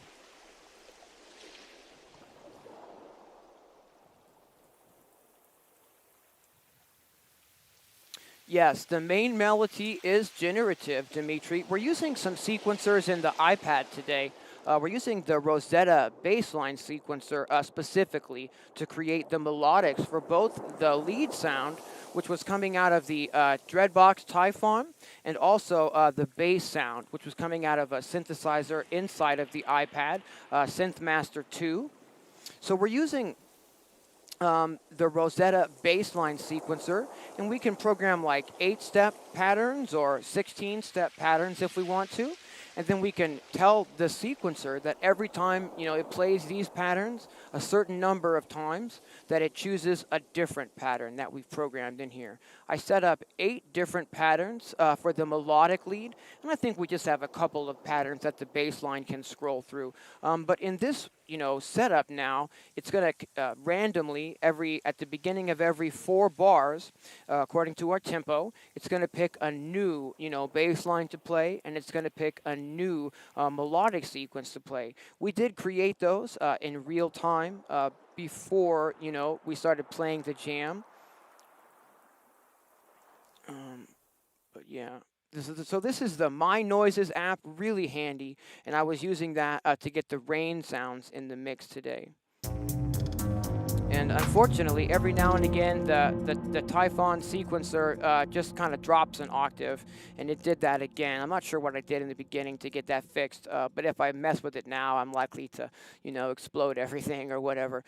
So we are going to wrap it up, and I really appreciate you guys hanging out with me on these live streams. Next Sunday, I forgot to announce in the beginning. I always forget to, announce the important stuff because I'm so focused on the, stream itself. But next Sunday is going to be a live stream. It's going to be a live set, actually. It's going to be my day in the online music festival called Clown Fest 6. It's the sixth incarnation of the online music festival Clown Fest, put on by my good friend Mark the Acid Clown Gardner. And so next Sunday, I've got a 20-minute set scheduled, like somewhere in the early afternoon. There'll be a placeholder up on the channel, which will have the exact time, like in a day or so you guys will know when that's going to be. So it's not going to be the usual live stream next week. It's going to be just a live, not just, but it's going to be a live set for this festival that I've been working on for the last couple of weeks. It's going to be a Euro rack set, and we're going to be using a slightly, reworked version of the techno Euro rack setup that I showed a week or so ago. I've done some refinements and a lot of hours of practice, and I'm pretty well ready to go on that, I think. And I'm just not sure yet if I'm going to do all techno or if that set is going to also involve the larger Euro rack system and doing some drum and bass as well. Because I've got two patches, one in each system now, that I've really been working on hard over about the last week or so. So yeah, next Sunday is going to be that live set. It's hopefully going to be a lot of fun, so definitely check that out. Again, there'll be a placeholder that says exactly what time it is. It'll probably be an hour or so later than the normal live stream on Sunday. All right, I'm just going to check in and make sure that I'm not missing any questions. Hey, look, we get to see me losing my hair live on YouTube, you guys. Whoop, whoop. Every week it seems to get a little bit bigger back here. All right, good deal. Thanks for tuning in, everyone. And until next time, thanks for watching. All right. Okay. Have a good one, everyone.